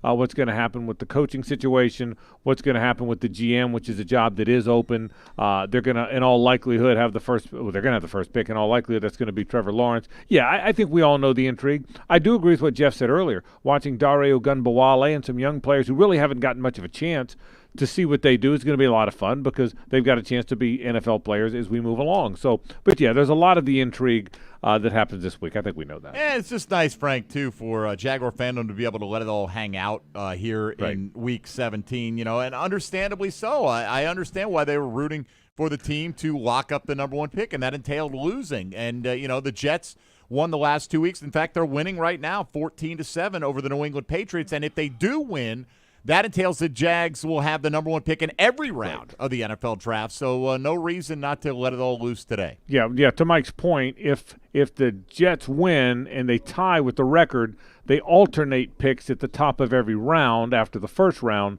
But if the Jets win again, then the Jags pick first in every round, it's a great point because people don't always understand that. But that's exactly right. Yeah, and here's the other thing about the game today too, Mike.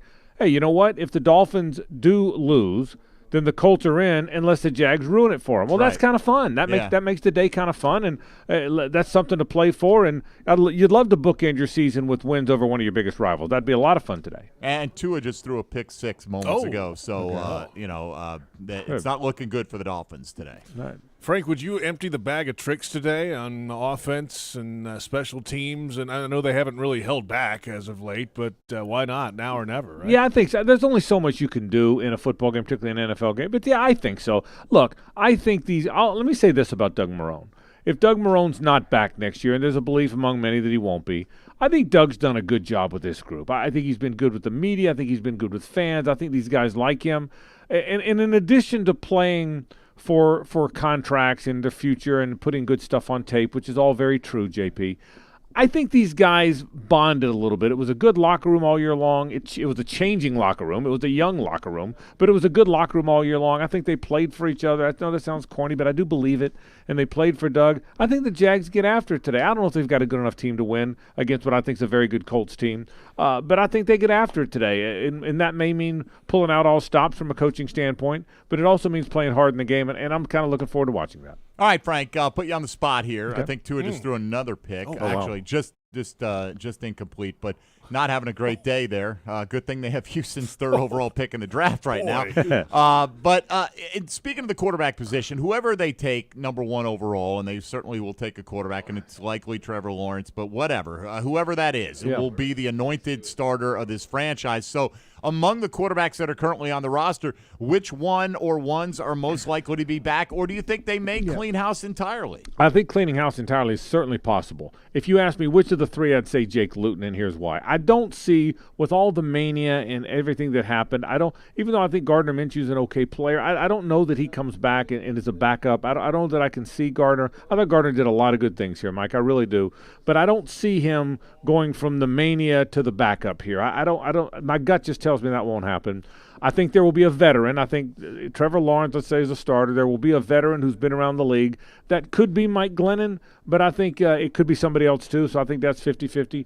Luton's a guy, I think, if you're going to keep a 3rd guy, he's a big, tall guy with a big arm, made some good throws here. If you got a 3rd developmental guy, I don't sense that anyone's going to sign him off your practice squad. So of the 3, the most likely scenario for me, and we're guessing, of course, would be Jake Luton is the 3rd guy who spent a lot of time on the practice squad last year or next year. I think he's got the best chance to return. You got to find the Chad Henne to your Blake Bortles, if you will. That's right, and there will be that. Well, it might be Mike Glennon, JP, but there will be. If Trevor Lawrence is your starting quarterback, I can't imagine that you wouldn't have the veteran here that's seen an awful lot of NFL football, maybe even a guy older than Glennon. I mean, a guy that's really been around, that's seen a lot of stuff, the latest Ryan Fitzpatrick type guy, and maybe Ryan Fitzpatrick. You know, I think a guy like that is a guy you're going to want with your really, really young starting quarterback. All right, Frank, great stuff. Have a great call today, and it's been a great season. Yeah, it's been a lot of fun. Thanks, fellas. I appreciate it. Frank Frangie out of here. Play-by-play voice of the Jaguars and the Jags and the Colts coming up today, Week 17.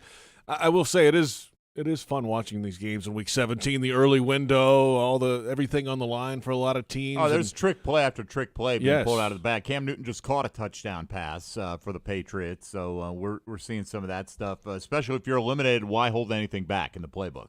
Why not, right? I mean, you might not get a chance to call one again. I mean, in some instances. I think Belichick will probably get another chance to call one. But, maybe. I as a general rule, I agree with you. Right. So we'll see what Doug Marrone has up his sleeve today, too. I mean, I don't know what else is left out there that they haven't really tried this year, but you never know. You might see some new things today. Visca gets the whole second half at quarterback. It's not crazy. Yeah, he hasn't thrown a pass yet. He's done everything else. He's run end arounds. He's taken direct snaps. He's run the ball. That was early in the season.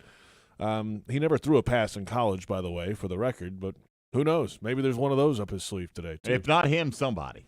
So right? I mean, right. really, like, Right. why not have a little fun out there? Yeah, and see if you can get something done today at Indianapolis against a division rival, knock them out of the race all at the same time. That would be a nice way to cap off the regular season. We're back in just a moment with our weekly visit with the Ozone. Jaguars.com senior writer John Oehser joins us live from his house. Jaguars Radio Network coverage starts at 3:30 with countdown to kickoff. We're a little over an hour away from Week 17. The Jags and the Colts coming up in Indianapolis, and this is the Publix Tailgate Show on Jaguars Radio.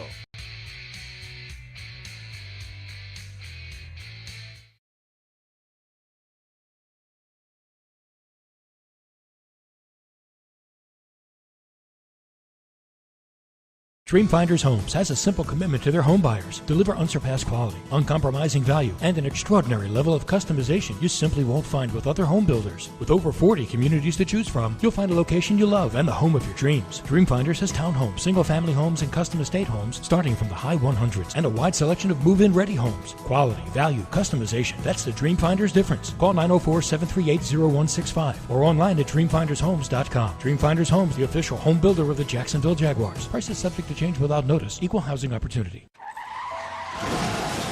Every 51 minutes, someone dies in a drunk driving crash. If you think it can't happen to you or that your actions won't affect others, think again. I got behind the wheel drunk and caused a crash that took the lives of 2 young women. Before you drink, have a plan and know all your options. One bad decision can last forever. Take it from me, Eric, prison inmate P22679. This message brought to you by the Florida Department of Transportation. At Tropical Smoothie Cafe, one taste and you're feeling good now, smiling wider now, seeing brighter now, bucket dunking now, namasteing now, popping a wheelie now, living lighter now. You're on Tropic Time now. And on Mondays, try our Jaguars Duval Delight Smoothies for $2.99. And you're roaring louder now, end zone dancing now, sipping spirit now. You're on Tropic Time now at Tropical Smoothie Cafe. If something's been hurting, aching, or bothering you, don't ignore it any longer. It's time to take care of your health again. It's time to make an appointment with a Baptist Health primary care doctor or specialist. Call 904-202-4U to schedule a virtual visit or see a doctor in person at a Baptist Health location. The time for better health is here. Call 904-202-4YOU or visit getbetterjacks.com. At ViStar, we believe in better. And that means treating people better with friendly, personal service that's kept our members happy since 1952. A smile and personal greeting when you enter the branch, an online or phone chat for those quick questions, and a call center that's open every day. If you believe that great service is better, join ViStar. We never forget that it's your money. All loans subject to approval, insured by NCUA. Hey Jaguars fans, are you ready to talk some trash? Well, nobody talks trash quite like Waste Pro, the official waste service and recycling partner of the Jacksonville Jaguars. Specializing in residential and commercial solid waste and recycling collection, processing, and disposal, Waste Pro is equipped to handle all your recycling and garbage removal needs. For service, call 904-731-7288. Waste Pro, caring for communities and caring for Jacksonville.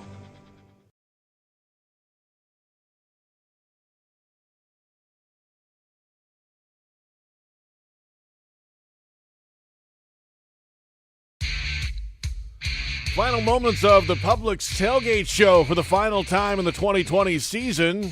First time in 2021, the Jaguars and the Colts coming up at 4:25 at Lucas Oil Stadium in Indianapolis. Saving you money on car insurance has been in Geico's playbook for over 75 years. So what are you waiting for? After the game, get a quote at geico.com. Time now for a visit with the Ozone. This broadcast is Ozone friendly. The Ozone.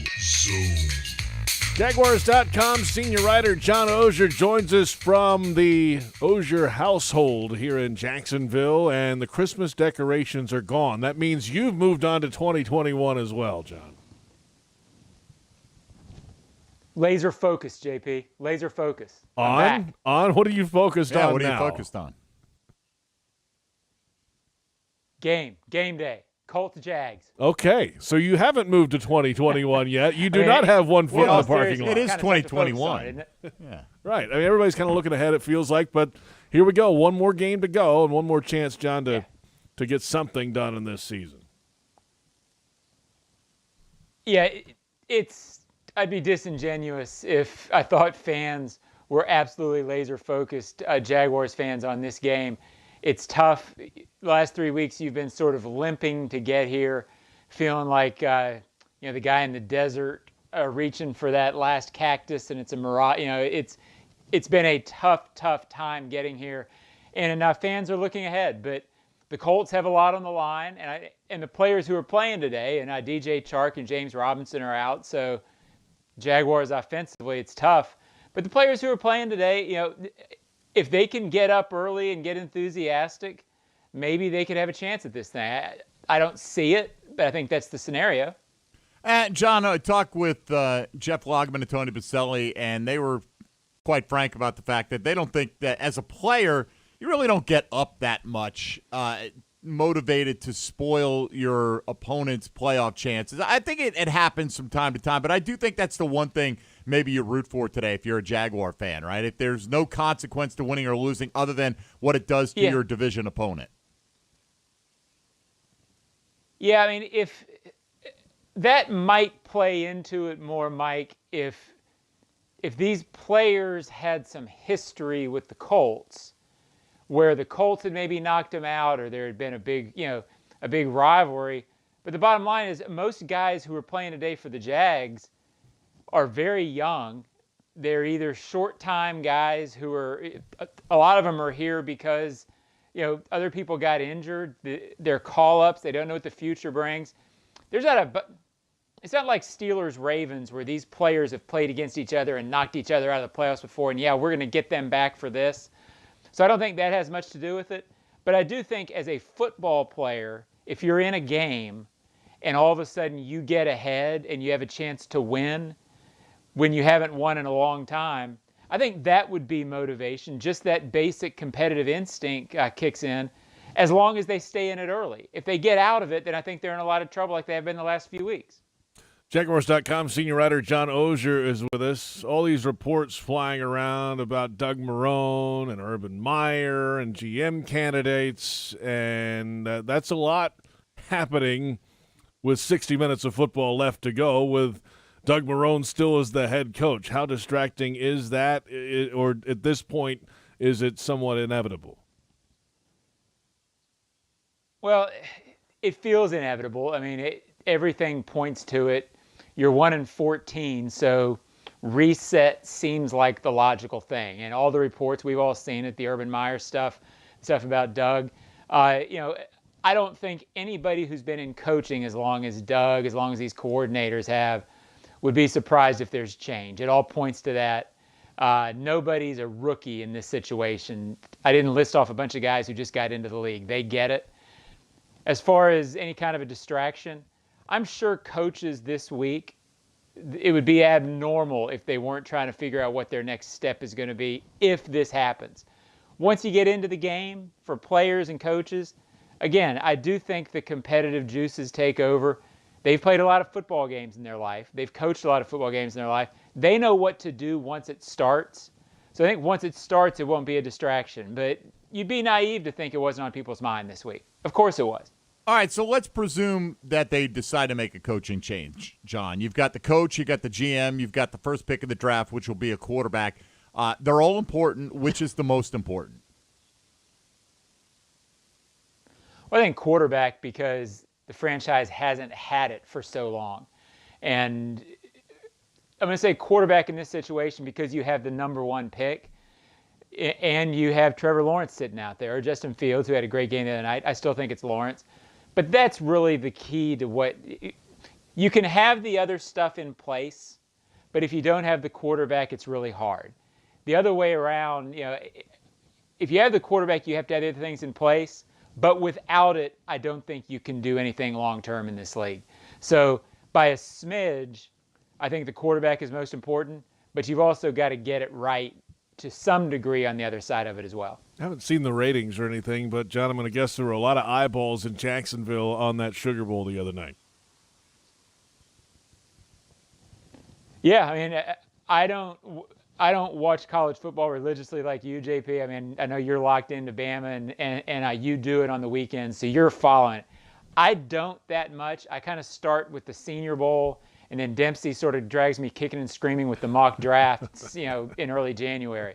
So I get into it then. But I watched it, and I thought Fields was impressive, but I also looked at it. Maybe I've seen Lawrence so much. I know what he is. It also looked to me like the other night, Fields was playing with a vastly superior team. That's how it looked. I haven't looked to see what prospects they have everywhere on each side, but it looked like Fields was playing with a juggernaut, and it looked like Lawrence, as good as Clemson has been, had sort of lifted them to where they were this year. Maybe that's wrong. That was my impression. It's a good ball game, and two fantastic prospects. And, yeah, Fields played lights out in that game the other night. John, have a great day today in Week 17, and we'll see you on the other side. Guys, I enjoyed it all season. Thanks, guys. John Ogier, give him a follow on Twitter at John Ogier, and catch his writing after the game as well. The Jags and the Colts coming up in just a little bit. We're about an hour away from kickoff at this moment, in fact. 4:25 kick. This game was originally scheduled for 1 o'clock, but as the league does in Week 17, oftentimes they can move games around to match up teams because of competitive balance reasons in Week 17, playoff seeding and the like. The Texans and Titans also play at 4:25 today. The division is still up for grabs.